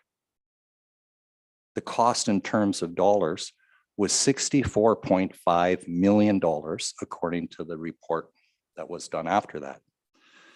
So now we bump ahead to 2023, and we're saying, should we maybe defund water testing of the river that flows through our municipality, along our beaches, and over our intake for our water supply? At Saugeen Valley Conservation Authority, there's a little noise from some people whether municipalities should continue to support water testing. I think we really need to support this, and we just need to look at history to do that and not make the same mistakes that were made in 1996. Thank you, Mayor. Thank you, Councilor Mayette. Thank you, Mr. Mayor, and through you. I'd like to echo Councillor Halpin's remarks. If it's not for the Saugeen Valley Conservation Authority doing this water testing, nobody's doing this water testing. And this water flows. This was the main drinking water supply for many municipalities. I think it's very important to continue this. This is a Bill 23 result to make these Category 3 programs somewhat optional. And I know that around this table, Saugeen Valley Conservation doesn't have a great reputation, and we sometimes like to bash on them. But I think it's an important program. They've got a lot of equipment in the field, a lot of time and effort, a lot of expertise, that if that was lost, it would be very expensive and very difficult to get that back. It's a great early warning system for the health of the invertebrates and the water quality. We get the information with the Lake Huron Fishing Club, which affects our stocking programs. I just think it's a great program, and it's not a lot of money. And I would encourage council to give it the due consideration it deserves. Thank you. Thank you for the comments. We'll get the deputy mayor and then Councilor Grace. I'll just echo absolutely what my two colleagues further down the row have said. And I would ask for permission at the end to ask an indirectly related question. You can ask any question you want anytime you want. I just don't want to. Well, my question is, there's mention made of the Port Elgin Erosion Control Project. What is that? Does the director? We don't have really any details on that at this time. It's something they're considering that would be affecting a couple of locations along the beach, and they would come forward and provide us the information, at which time we could bring in the details. Thank you. Okay, we'll get Councilor Grace. Thank you, Mr. Mayor. I too think that this is a very important program to support. we have an overwhelming duty as a municipal organization to provide for clean water.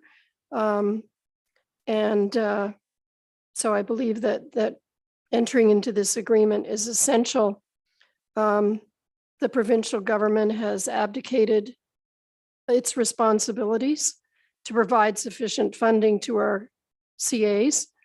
And this is another example of downloading these expenses to municipalities.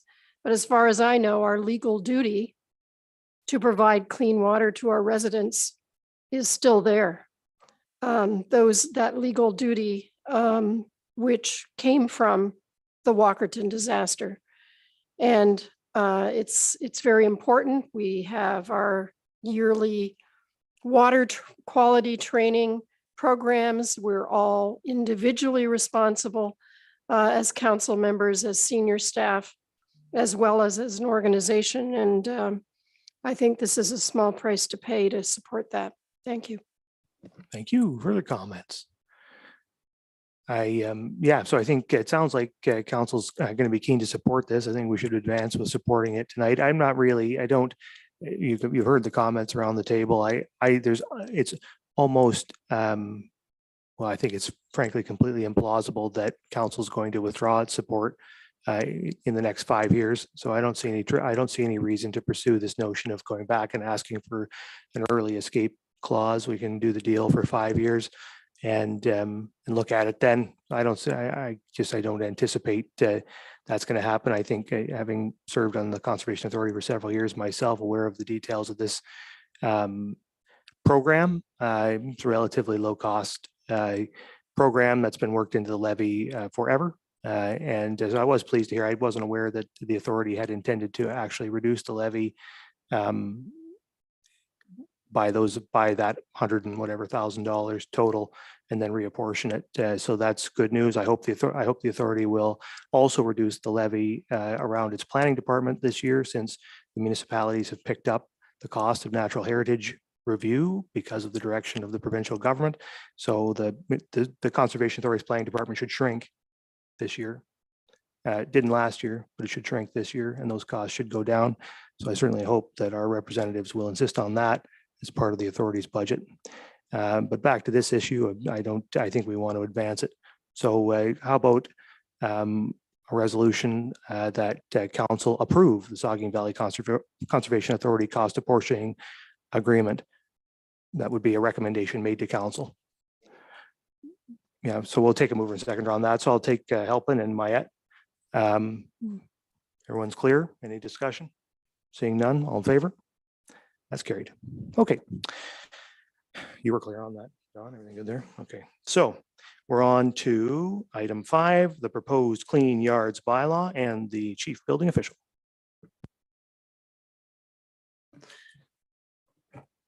Thank you, Mr. Mayor. This information report is to present council with a draft of the clean yards bylaw. The purpose of the clean yard bylaw will be to govern the small offenses of a property and allow the existing property standards bylaw that we have now to remain for larger cleanup of properties and the maintenance of buildings.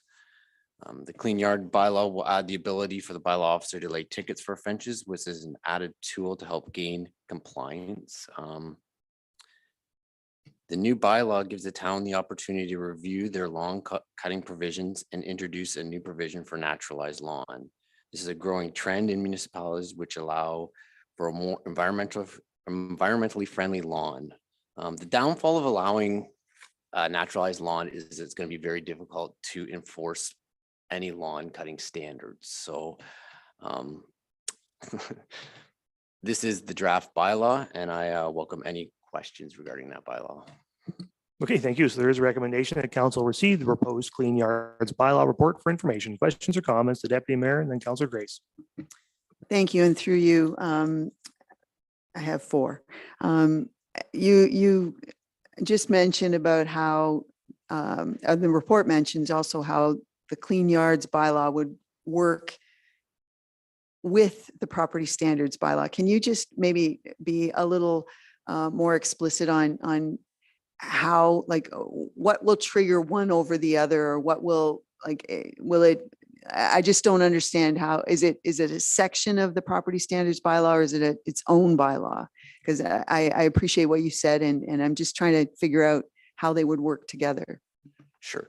Through you, Mr. Mayor, the clean yard bylaw and the property standard bylaw will work together in that we'll remove the grass section from the property standard bylaw and we're going to leave the building maintenance and the larger cleanups for property standards. The property standard bylaw is it gains its power through the Building Code Act and it allows for anyone who gets an order to kind of go to the property standard committee, which gives them an opportunity to kind of appeal an order. So for the larger orders that we're going to do to clean up properties, we want the people that we're giving the orders to have the ability to appeal to the property standard committee. So we'll leave that in place and then we're going to keep the clean yard bylaw for smaller cases like drainage and grass cutting and those type of offenses. Okay, thank you. So we could then expect, has this clean yards bylaw works itself through the process and potentially gets approved, that the next step would be revisions to the property standards bylaw to make sure that, okay. Yeah, that's correct. That will be very clear then. You mentioned drainage. I just had a question. It's on my list here. It references grading plans. For the benefit of the public and for me and perhaps other members of council, how do grading plans fit into development proposals or the building permit process?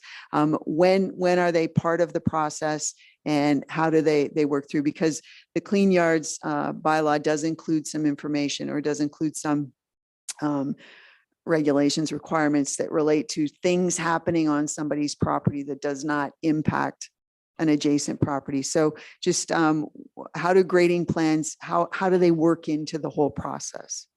Sure. Through you, Mr. Mayor, the town requires a grading plan done by a qualified designer for all new buildings, for all new houses, any info houses, anything new, we require a grading plan. And when does that fit into the process? It's at the beginning of the process and the approval happens, I'm assuming via your office? Yes, through the building permit process, we require that. So then that will be on file. So then if a homeowner detours from that grading plan, we have that on file from when the building was built. So. Thank you. There's two items in the bylaw itself that I just had some concern about, and I very much appreciate your comment about, naturalized settings. There's going to be some interesting interpretations there.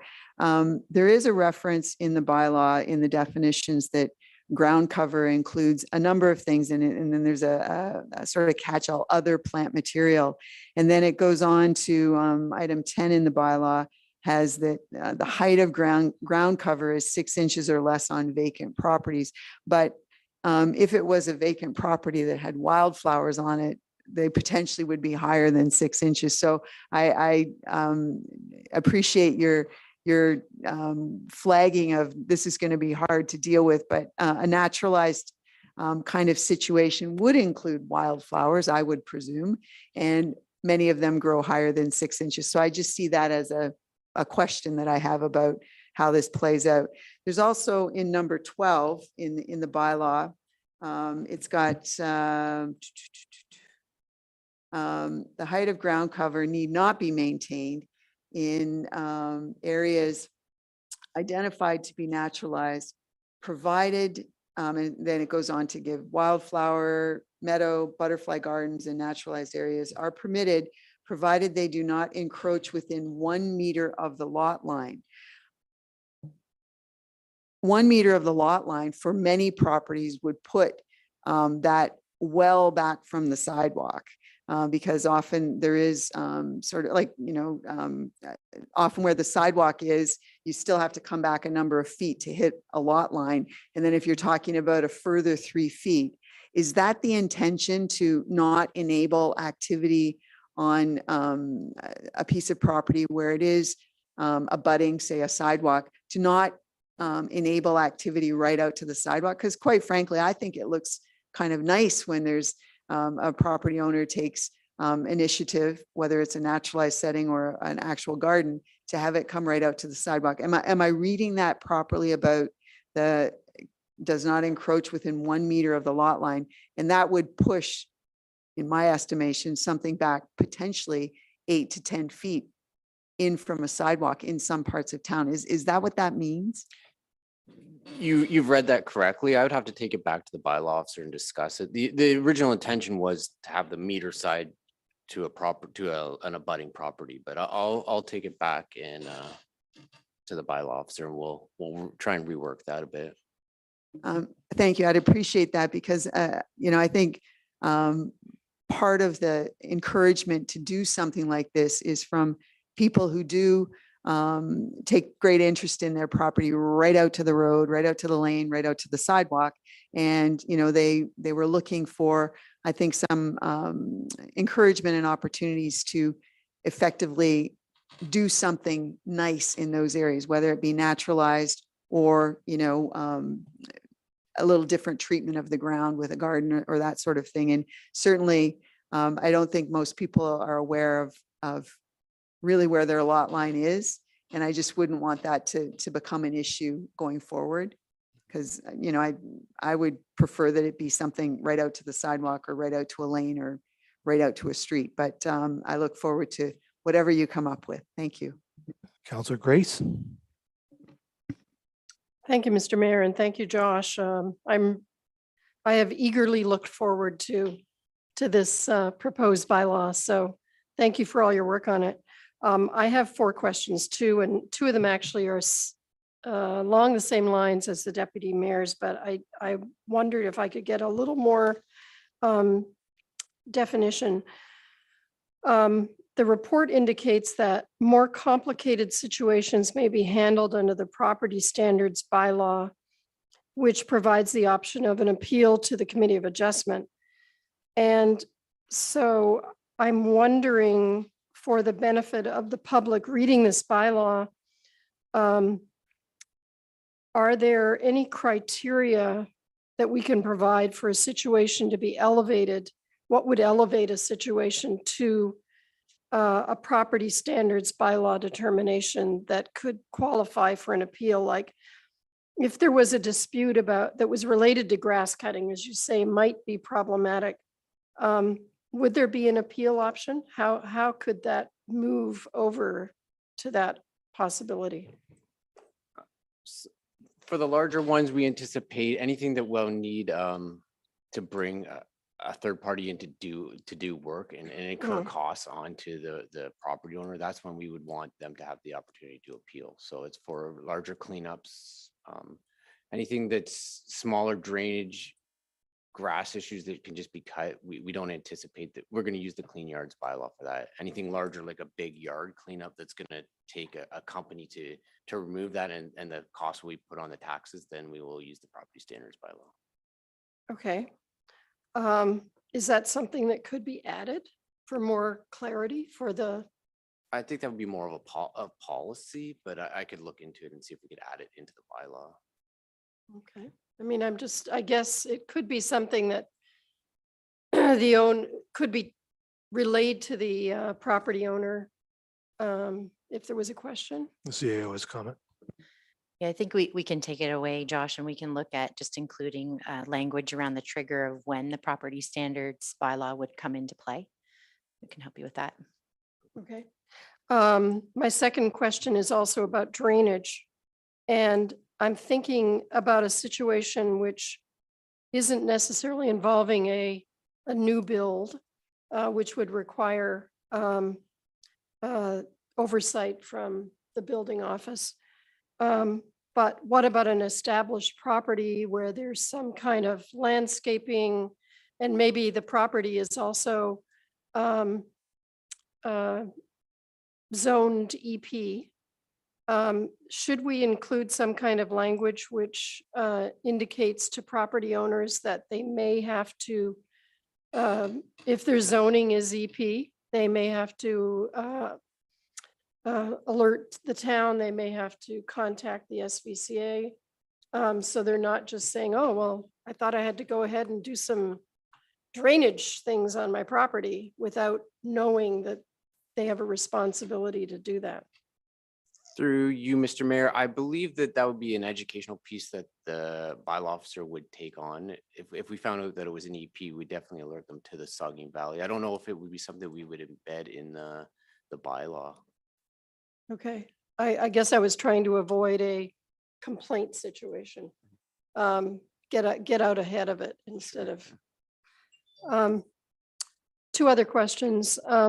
So it's my understanding that under Ontario law, bylaw enforcement officers are permitted to enter a property's backyard without notification or consent.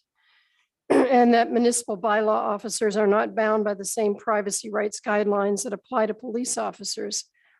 Is this something we can add into the bylaw, informing property owners of this? Again, through you, Mr. Mayor, I think that would be another educational piece that we could add to the website. We have like the enforcement section in the bylaw. That's pretty common wording for our enforcement, but we could add an educational piece to our website. Okay, that would be good. I mean, I think I would be startled if I was in my backyard and a bylaw enforcement officer came in to do an inspection without, even if they're allowed to do it. So Yeah, and that's true. And that's a last resort. We would usually, the bylaw officer does try and introduce themselves. We don't want to be entering when they don't want us. Okay. That would be a last resort. Really. Okay. My last question is also, it's in section 6 in definitions. It says that it talks about the definition of what is waste material.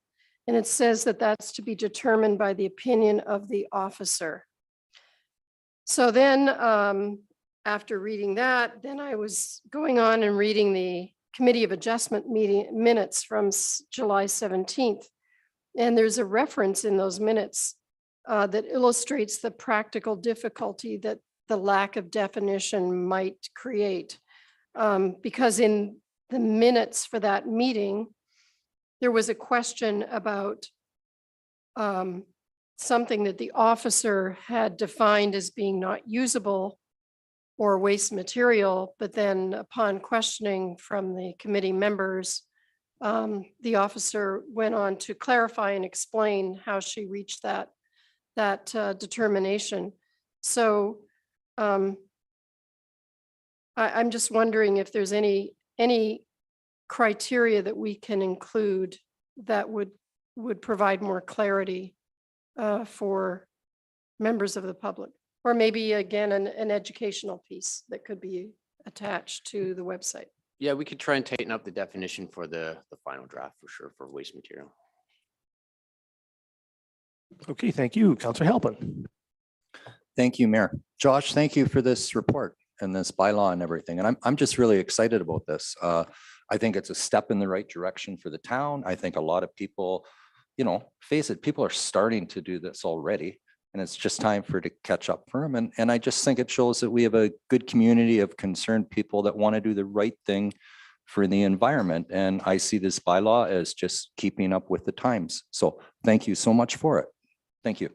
Thank you. Further comments, the Deputy Mayor? Thank you. I noticed I had hedge written down here. In the section about hedges, shrubs, and trees, number 15 in the bylaw, it talks about owners having to cut and trim in a manner that prevents the obstruction of, and there's a number of items. The one item that's not there is signage.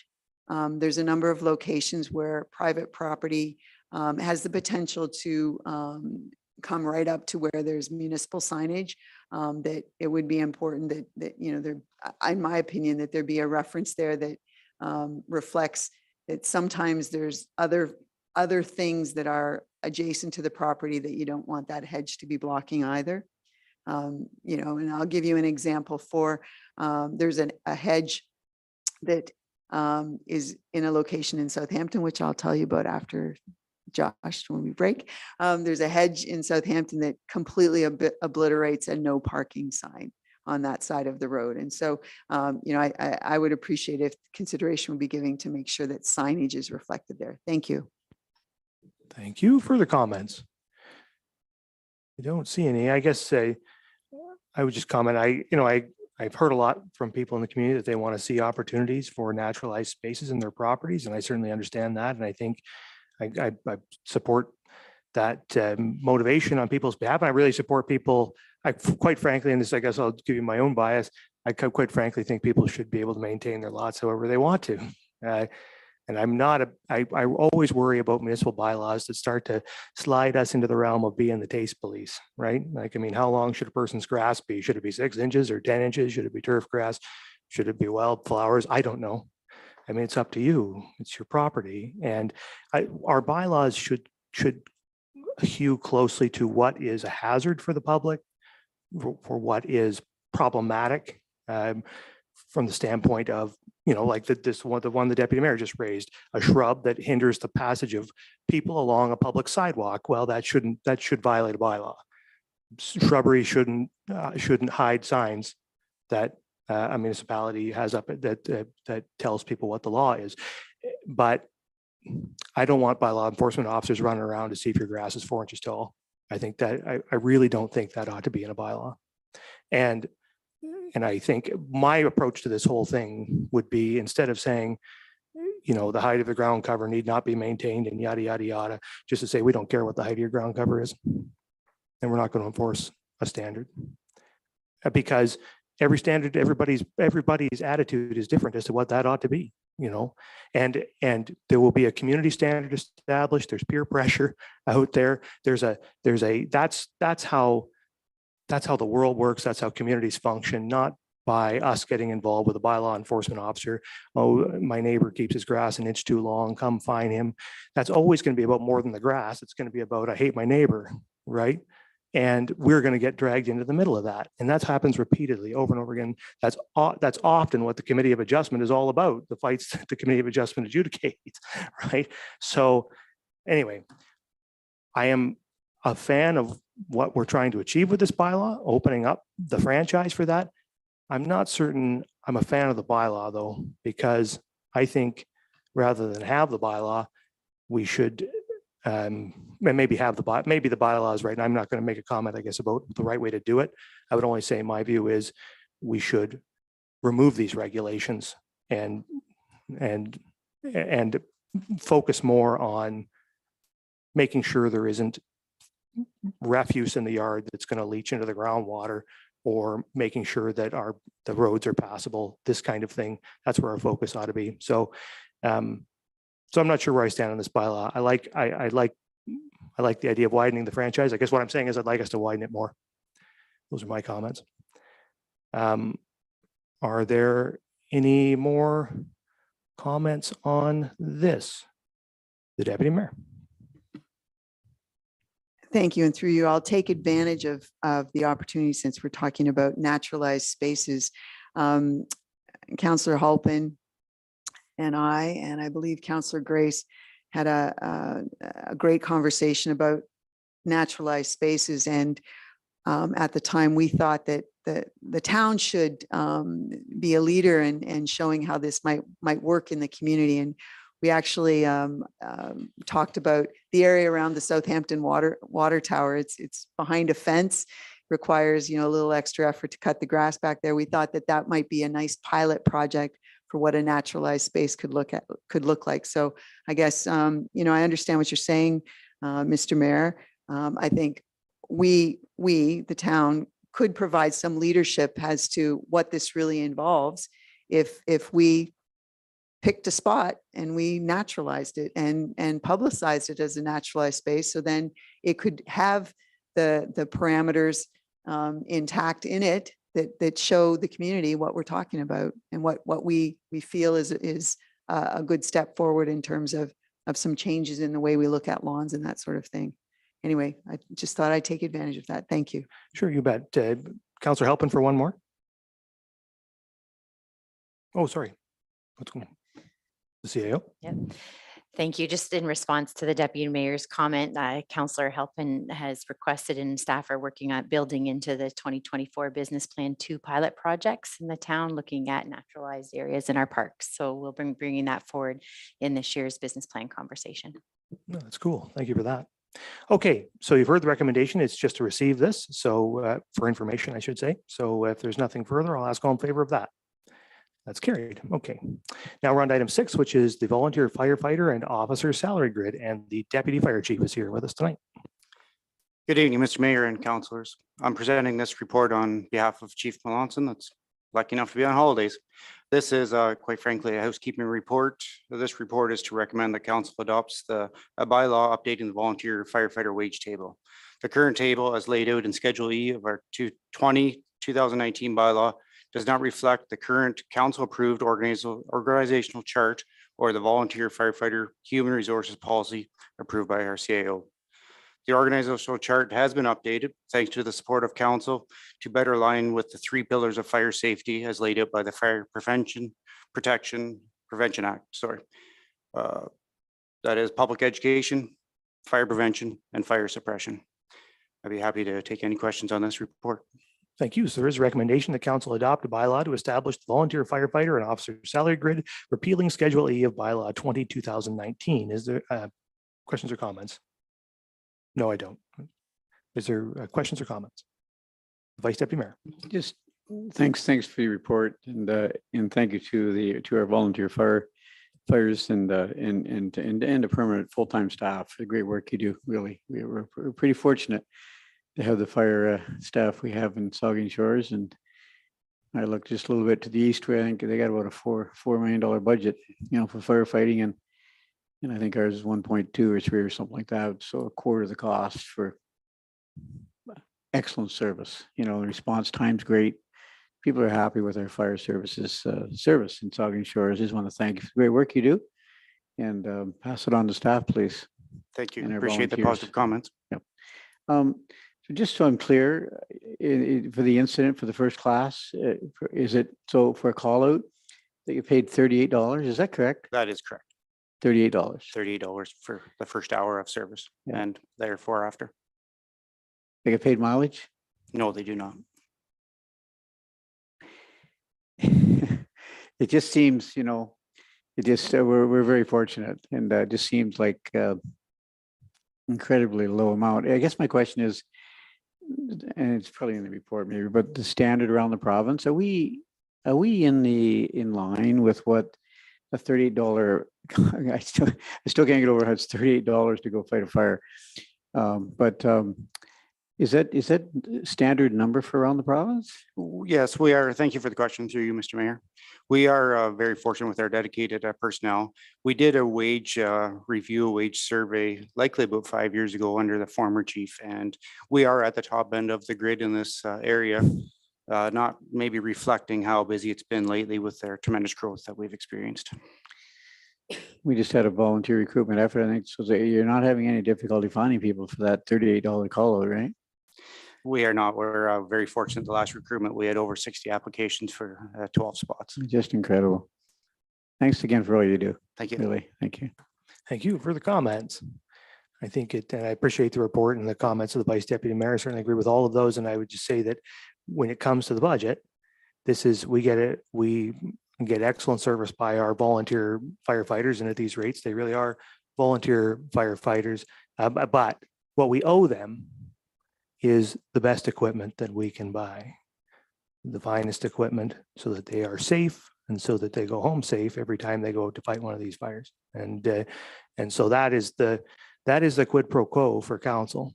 When we receive the requests for the trucks or the breathing apparatus, the new hoses, those things, we'll pay for those things so that they have the machinery and equipment they need.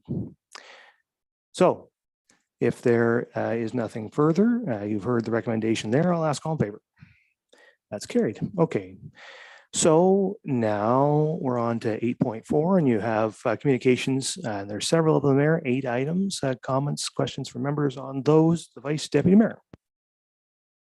Yeah, thank you, Mr. Mayor. And mine was the number 2 was the Saugeen Shores Winterhawks request letter. And pardon me, there's a pecuniary interest, I think, to be Yes, declared. thank you, Mr. Mayor. And I will fill out a form. I didn't have any in my drawer, so I do have pecuniary interest here in that I am employed by the Saugeen Shores Winterhawks. I will leave now. Okay, thank you. Mr. Mayor, Yeah, you carry know, on, Vice Mayor. that letter, and I concur with the Winterhawks and the community at large, really, they use the Plex from a safety perspective, and that safety railing, and really the staircase is close to the center ice where there's no safety railing. And you know, I think in today's era, it's really something we must be doing. And the other railings, I think, should be extended down to the bottom as well. But I don't know whether it's $5,000, $10,000, $20,000, what price you put on safety. And, you know, there are people with, you know, there are some people in our community fairly elderly that have difficulty walking up those stairs and losing balance and not being able to grab onto a railing is dangerous and it's unsafe. And so I'm just hoping that tonight, what I'd be recommending is that we I'd like to think we could send a strong message back to staff that, you know, to work this into the 2023 or 24 budget for budget consideration in November, December, because I really think it's a fair request. I think it's good that Gord Lamont and his volunteers have brought this forward, and it just and you know, the other thing too is I talked to Gord about this a little bit, and you know, once you put that railing up, you could probably pay for the darn thing by putting advertising on it. You know, lots of people like the visibility with signage. We have signage already at the Plex, and advertising is a good thing. And I think Gord mentioned he could, you know, there's probably sponsors out there to help pay for it too. Anyways, I just had to pass it on to you, Mr. Mayor, Schreids and staff, that I just think it's something we really do need to do. Can we get a motion from you then to refer this to the 2024 budget? Moved by the Vice Deputy Mayors, or seconder for that referral, the Deputy Mayor. Any further discussion? All in favor? All right, that's carried. So we'll bring Councillor Davinsky back in the room, please. I'm going to get Councillor Grace next, and then I have Halpin after that.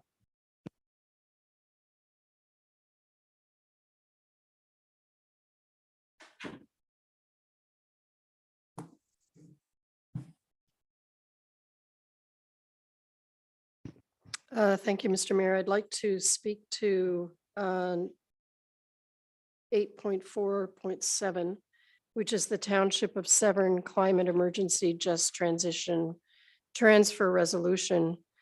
This is a new federal climate emergency program linked to funding climate infrastructure projects with apparently a very large amount of funds available. This resolution by the Township of Severn formally endorses the call for the JTT, or Just Transition Transfer. So when I read through this, it appears that there are some aspects of this which are very promising. The concept proposes to funnel funds directly to the municipalities in order to shape local climate action plans, instead of just giving money to provincial governments for the funds to be blended into their budgets.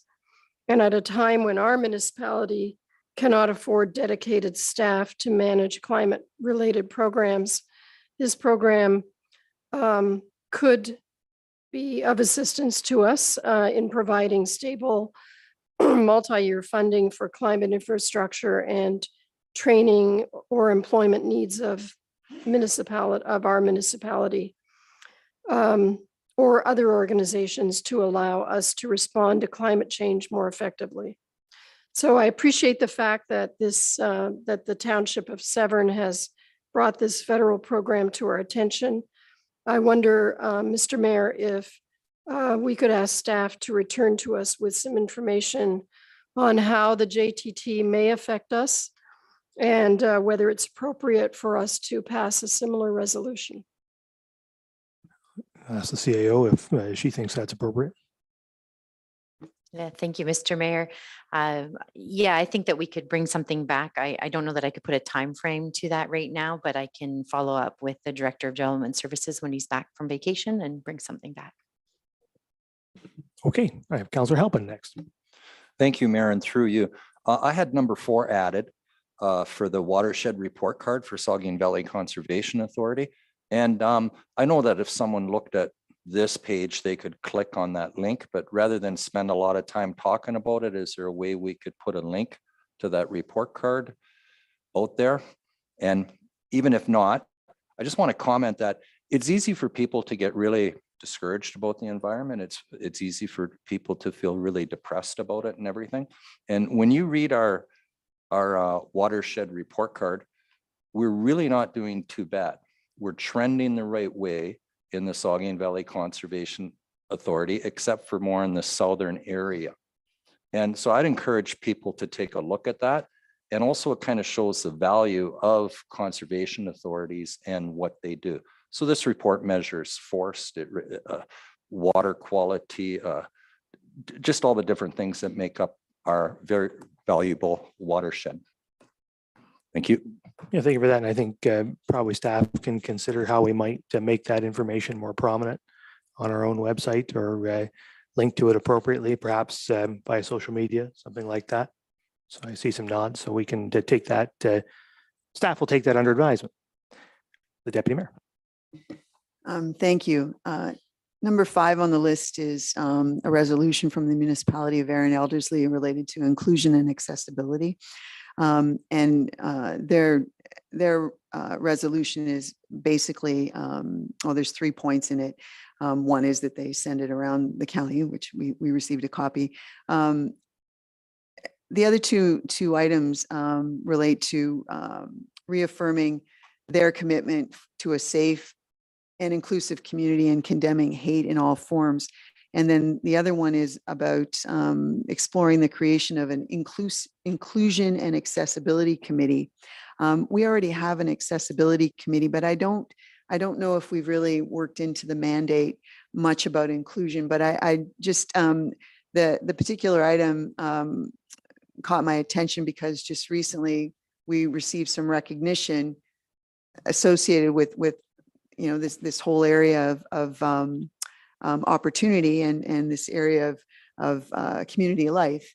And so I just wanted to mention it so that it didn't get lost. And and again, I don't know if much would need to be added to the accessibility committee's mandate to pick up on this, because I don't know if it needs to be a separate item, but I certainly hope that the recognition that we received is filtering out where it can filter out within town policies and town committees. So I'll just leave that as it is. The one that I really wanted to mention, though, is number 8, which is about housing. Recently, Councillor Grace and I, there might have been others, I don't know, went online to a webinar that was basically about the federal changes or developments. Not much has really changed yet, but developments related to housing. We have a crisis here, and I don't know when something might sort of be here that we can really have a great conversation and a fulsome conversation about housing. It's not a day goes by that I think all of us hear about somebody who's really struggling with paying rent or even finding a place, or they've received notice that they're about to have to find a place. And, you know, most of us have heard of people that are having to leave town. Most recently, I heard about somebody yesterday who normally spends their time here in one of the trailer camps during the summer and then comes into town in the winter. And we all know people that have those kinds of living arrangements. But the place that they have traditionally been able to go into is no longer available to them. And they now are relocating to Elliott Lake for the winter, which is just incredible when you think about it, going north instead of going south. But anyway, I'm not, is housing going to be somehow on our agendas going forward in some manner that we have an opportunity to really explore some challenges that we have and hopefully have some creative ideas about possible solutions, because it's real. And so this item 8 is very specific to Northern Ontario in many ways, but You know, there are some opportunities, I think, in the federal situation that we might be able to tap into. But we can't let the conversation lag here because it's a crisis. Yeah, I mean, I would say that housing has been in the center of the discussion for a very long time, and we're doing a lot of important work on housing. Hopefully, one thing we will complete next year is the community permit planning system, which is essentially a housing action that will totally remake the planning process to incentivize housing.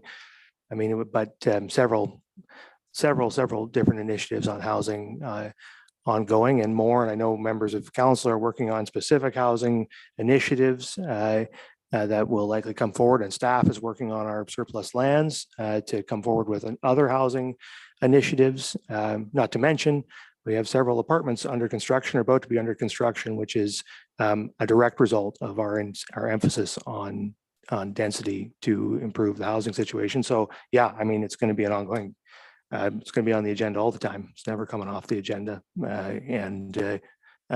So any ideas and all ideas certainly are welcome by as part of that ongoing discussion for certain. And on your earlier comment about the resolution from Aaron Ellesley, I just wanted to echo your comments and also commend the municipality of Aaron Ellesley for taking the steps that they have taken. I think that's a commendable approach. We have our welcoming communities policy. I think it's a policy or plan. It's a welcoming community plan. And so we've sort of taken that tack here where the council has spearheaded it and created a plan what I would say is that we are the inclusion committee and we are through direction to our staff making progress on that through that plan. And then the initiative that you mentioned, the what's it called now, the Rainbow registered initiative, that which is what you were referencing, came directly out of that plan. So it's you know, we're going to keep working on that for sure. And it's quite clear that based on events just in recent weeks, that we need to do more and more to emphasize and make it clear that discrimination on any basis is not going to be tolerated in the town of Saugeen Shores. So with that, is there anything else on any of these items of correspondence? I don't see any. So that moves us to the end of the committee of the whole, and we will have statements by members and the deputy mayor. Thank you, Mr. Mayor. 4, I went to the roundabout study. I know that there were a number of other people there. It was very well attended, or it wasn't a study. I mean, the roundabout open house at the Southampton Town Hall. Look forward to that process continuing along. It was extremely well attended, and so well attended that they ran out of comment sheets. So I don't know who ran off or where they ran off to get more made, but they were very quickly replenished. So that was very appreciated. I also was a volunteer during the Grand Fondo, and it was a great event, but I just wanted to specifically pick out that on the Kids Day, which was a new addition to the program, the town's participation in creating the bike wash station behind, it was just sort of back behind where we're sitting right now. It was great. And I know we've taken that on the road. It's been in a park for a follow-up. And I think that was the initiative of a summer student. That was just a fabulous. And I know that because there were kids that did the circuit more than once, but I know that they did the bike wash more than the times that they did the circuit. So they were literally just looping around the Plex to go through it again. So that was a very, very good initiative. I'm also pleased to see that the RFP for Jubilee, Helliwell, North Shore, the park planning process, I believe today might have been the date for receipt of, I might be out on that, but good to see that that's out there now. Look forward to that process unfolding. I wanted, though, to take a moment very personally to make a comment specifically about firefighters. So it was good that we had an agenda item about the firefighters. My dad recently passed away, and he was the fire chief here for quite a while and had been very involved in some developments within fire service in the county and specifically in Southampton, and provided assistance to the Saugeen Ojibwe Nation when they were building the fire department out on the reserve as well. Anyway, when it all happened, one of the first people to call me was the fire chief. And Ed didn't know my dad. He'd never met my dad, but he was very, very quick to just show a level of respect and support that I very much appreciated. I do want to, though, also note that we held a come and go celebration of life at the Southampton Fire Hall. And I really appreciate the efforts that Rob, the deputy chief, made to make sure that that happened well. And very specifically, Paul Schuler and Brian Johnson, who are very closely associated with the Southampton Hall. Brian, I don't know how many times he told me that the floor had been polished, not only in the training room, but also out in the hall where the trucks were.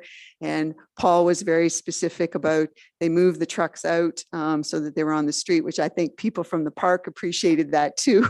Didn't realize that there was something else going on in the hall that day. But the part that was incredibly memorable, we haven't had, as best I know, this happen here in a while or maybe never. The firefighters, the antique fire truck came and escorted my dad up to the hall. And the firefighters did a wall of, or a honor guard.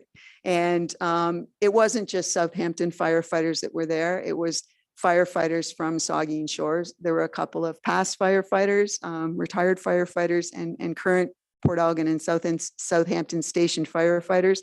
And they did the honor guard. And then the firefighters' prayer was read by Lauren Curry, who had been a firefighter with my dad.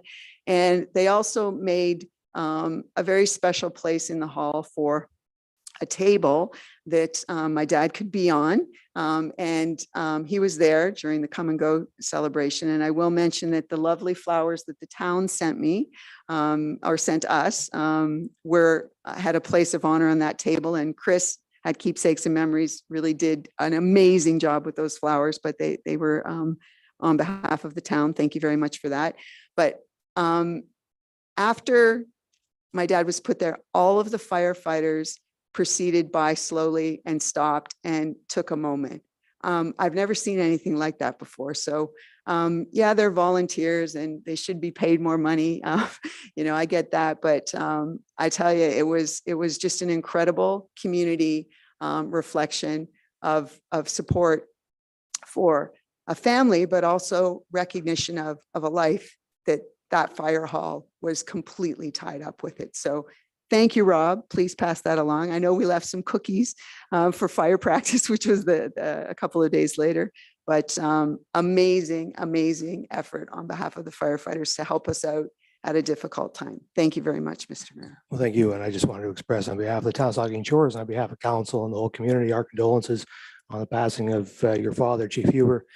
He was not only an outstanding member of the Southampton Fire Department, but an outstanding citizen of our community, and he will be greatly missed by all of us. So our condolences, the Vice Deputy Mayor. Yeah, thank you, Mr. Mayor. Just two or three things here. I want to congratulate the under 11 boys here in town that won the Ontario Baseball Association Championship this past weekend and Labor Day weekend, and they beat Kingsville 11-10. I just reading the note here from one of the coaches, Dan Tiffin, Gord Davies, Matt Martindale. Head coach was Chris Connolly. It's not easy winning a provincial championship, and it was a really exciting game apparently, and they're pretty proud of those boys. I don't know if we're going to recognize them, but that's a big achievement. And I know locally, my grandson played on the U9 OBA team, and they unfortunately lost in extra innings by one run, made it right to the final, and second the best in the province out of 16 teams. So I want to congratulate that team too. They did extremely well. August 25th, 26th, 27th in Sydney, Mayette. There was a big event out there, the men's ladies slow pitch final weekend. I know, Carrie, you were there, a lot of people around the park that weekend, and it was just phenomenal. I was out there Friday, Saturday, and Sunday. I'd lived there. It was just a great event. And Sydney from the Wismer House did a great job, Dave, your daughter. You should be very proud of her because she did a great job organizing that event that weekend. And I know, Mary, you were there too. Lots of us were there. But, one of the neat things, like that Friday night I went in there and there was 3 or 4 food trucks. There were games for the kids. There was music. There was a beer garden. There was 4 games going on at our beautiful Lamont Sports Park. And at the north end of the park, literally, I took pictures to prove it. There had been 400 bicycles. Seriously, there had been 400 bicycles, if not more, out at Lamont Sports Park. They were everywhere, lined out the outfield. It was great. The ball players figured, well, and you couldn't get in the parking lot. The parking lot was jammed, and then both sides were going out too. Big crowd.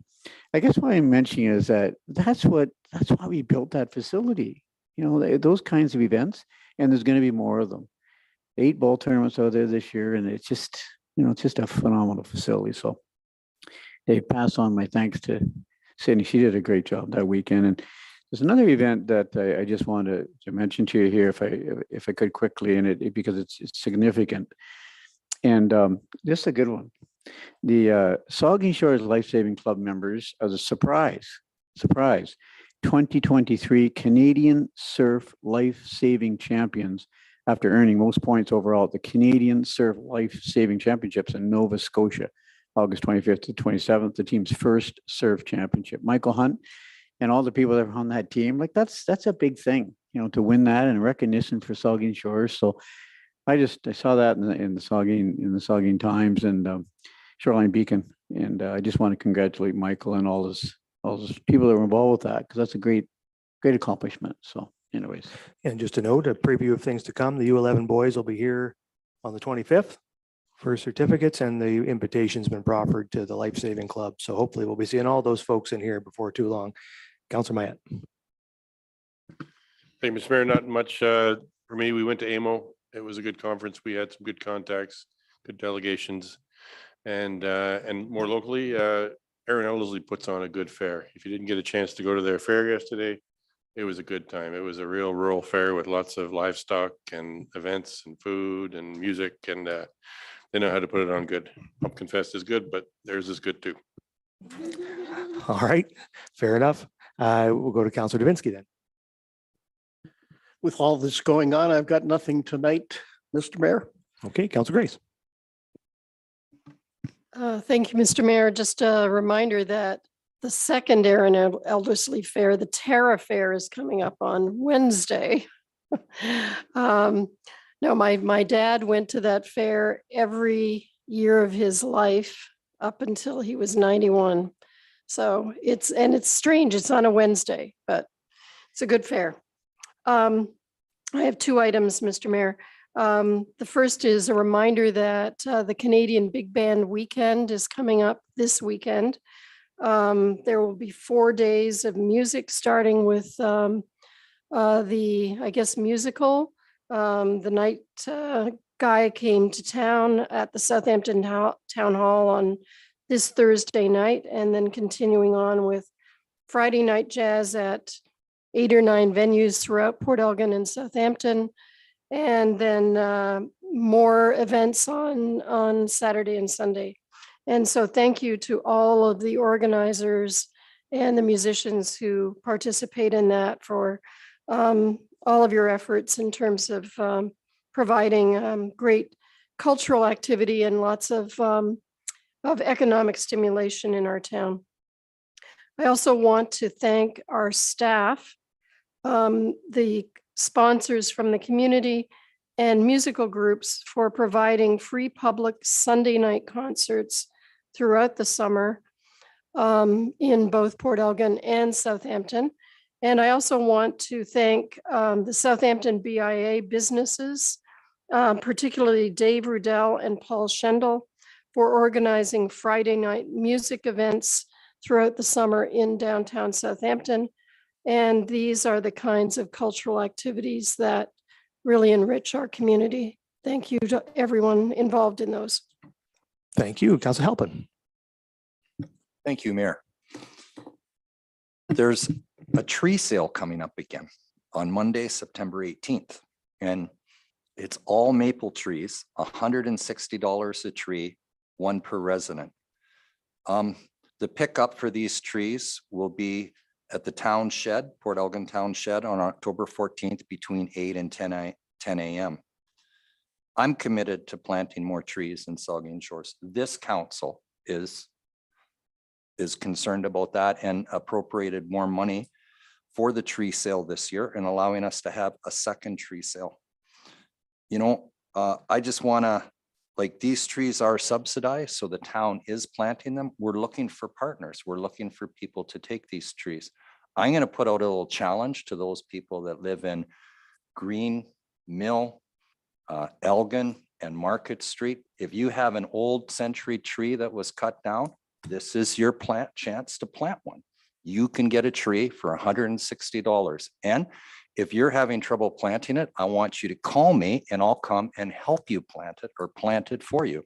Because we want to make it the town of Maples again. This is our chance. So neighbors in Old Port Elgin, get behind the program, get your tree. And if you can't plant it, I'll help you plant it myself. Thank you. Well, there's an offer for you. Write that down. Councillor Stack. Okay. All right. And the Vice Deputy Mayor wanted me to, in addition to his comments about the Lamont Park event, which was a tremendous event, and I was there for ball weekend, was to thank the grounds crews who made that possible, and not just that weekend, but all season. Really outstanding work.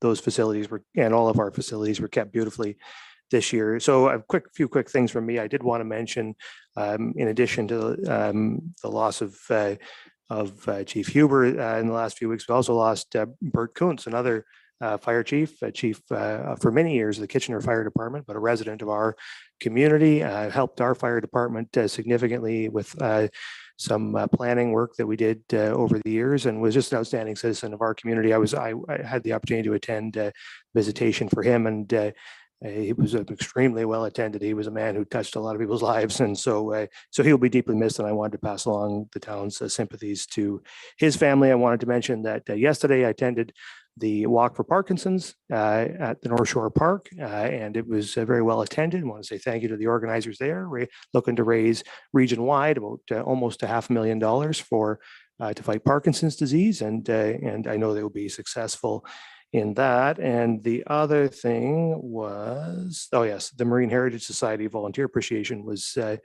last week on Wednesday, and I was able to attend that. And I just wanted to, as always, express appreciation to the Marine Heritage Society and all of those volunteers. They had a very successful year in terms of tours out to the island and all the other things they do, the market and so much else. And so I just wanted to express gratitude to them, and I was pleased to be able to do that that evening on behalf of all of you. So with that, we'll look for a motion to adjourn the Committee of the Whole. Councillor Grace and Councillor Halpin, all in favor. The committee stands adjourned, and we will convene regular council at 9:10.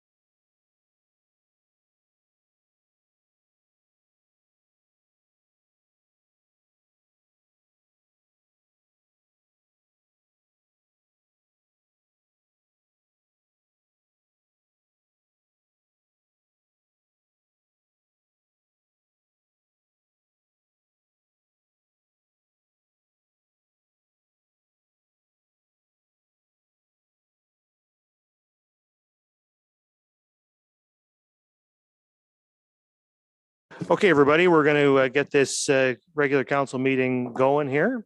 So I will call to order this regular meeting of the Council of the Town of Saugeen Shores. Second item on the agenda is disclosure of pecuniary interest. Any member have one of those you wish to declare at this time? Seeing none, of course, you can do that anytime if you need to. We have no additions, deletions, or amendments. So we have some minutes to adopt.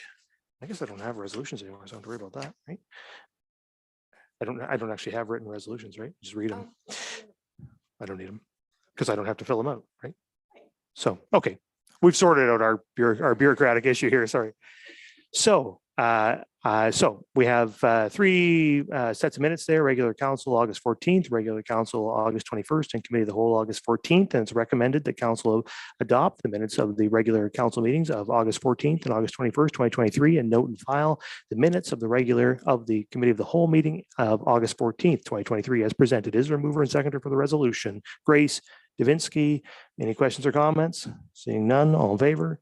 Carried. Now we're on to public meeting. We have no public meeting, so we're on to closed to public. And we are going into closed on two items, one, litigation or potential litigation about an identifiable individual relative to a legal matter, and two, discussion and directions to staff for potential disposition and or acquisition of land.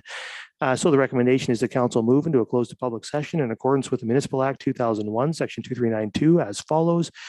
B, personal matters about an identifiable individual, including municipal or local board employees. C, a proposed or pending acquisition or disposition of land by the municipality or local board. And E, litigation or potential litigation, including matters before administrative tribunals affecting the municipality or local board. Is there a mover and seconder? That's moved by the Vice Deputy Mayor, seconded by Councillor Stack. Questions or comments? Seeing none, all in favor? That is carried. Council will proceed into the committee room for closed.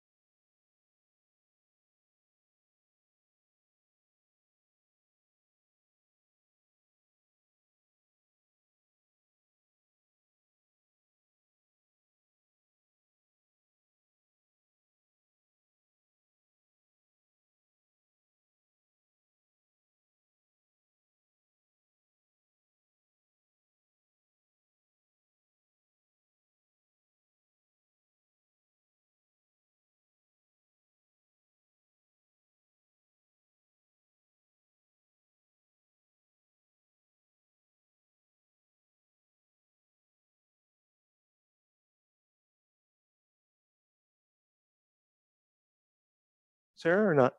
We're good? Okay, we're back on. So I have a recommendation that council arise from the closed public session and resume the regular council meeting. As the mover and seconder for that resolution, Stack and Grace, all in favor?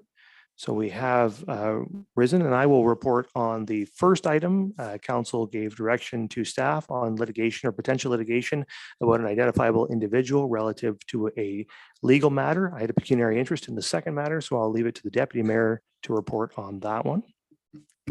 Thank you. And through you, with the second matter, staff received direction from council related to the potential disposition of land. Thank you. Okay, so now we will move on to reports of the Committee of the Whole. And there is a Committee of the Whole report here, and the resolution is that council received the Shoreline Protection and Trail Repair Strategy and 2023 Work Plan Report for information, and the council directs staff to proceed with option number 2 to provide access to the lake from the North Shore Road Trail. 2, the council received the second quarter of 2023 variance to budget report for information. 3, the council received the special levy report for information. And 4, the council received the ward boundary and council composition review report for information. Is there a mover and seconder for the resolution? We got Dinsky and the deputy mayor. Any questions or comments? Seeing none, all in favor? And that's carried. All right, and now we are on no reports and no motions. So we're on to bylaws, and we have one bylaw, which is bylaw 76, 2023, to authorize procedural bylaw amendment. And the resolution is that bylaw 76, 2023 is hereby read a first, second, and third time and finally passed and sealed this 11th day of September, 2023. Is there a mover and seconder? Moved by Stack, seconded by Grace. Any discussion?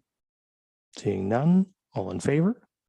Carried. And now we're on to the confirmatory bylaw, which is the bylaw 77, 2023, being a bylaw to confirm the proceedings of the council of the town of Saugeen Shores is hereby read a first, second, and third time and finally passed and sealed this 11th day of September, 2023. Is there a mover and seconder?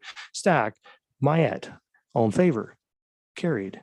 And now we're on to adjournment. The resolution is that this regular council meeting of September 11th, 2023 hereby adjourns at 10:06 p.m. Mover and seconder, Stack, Halpin, all in favor? We stand adjourned. Have a good evening, everybody.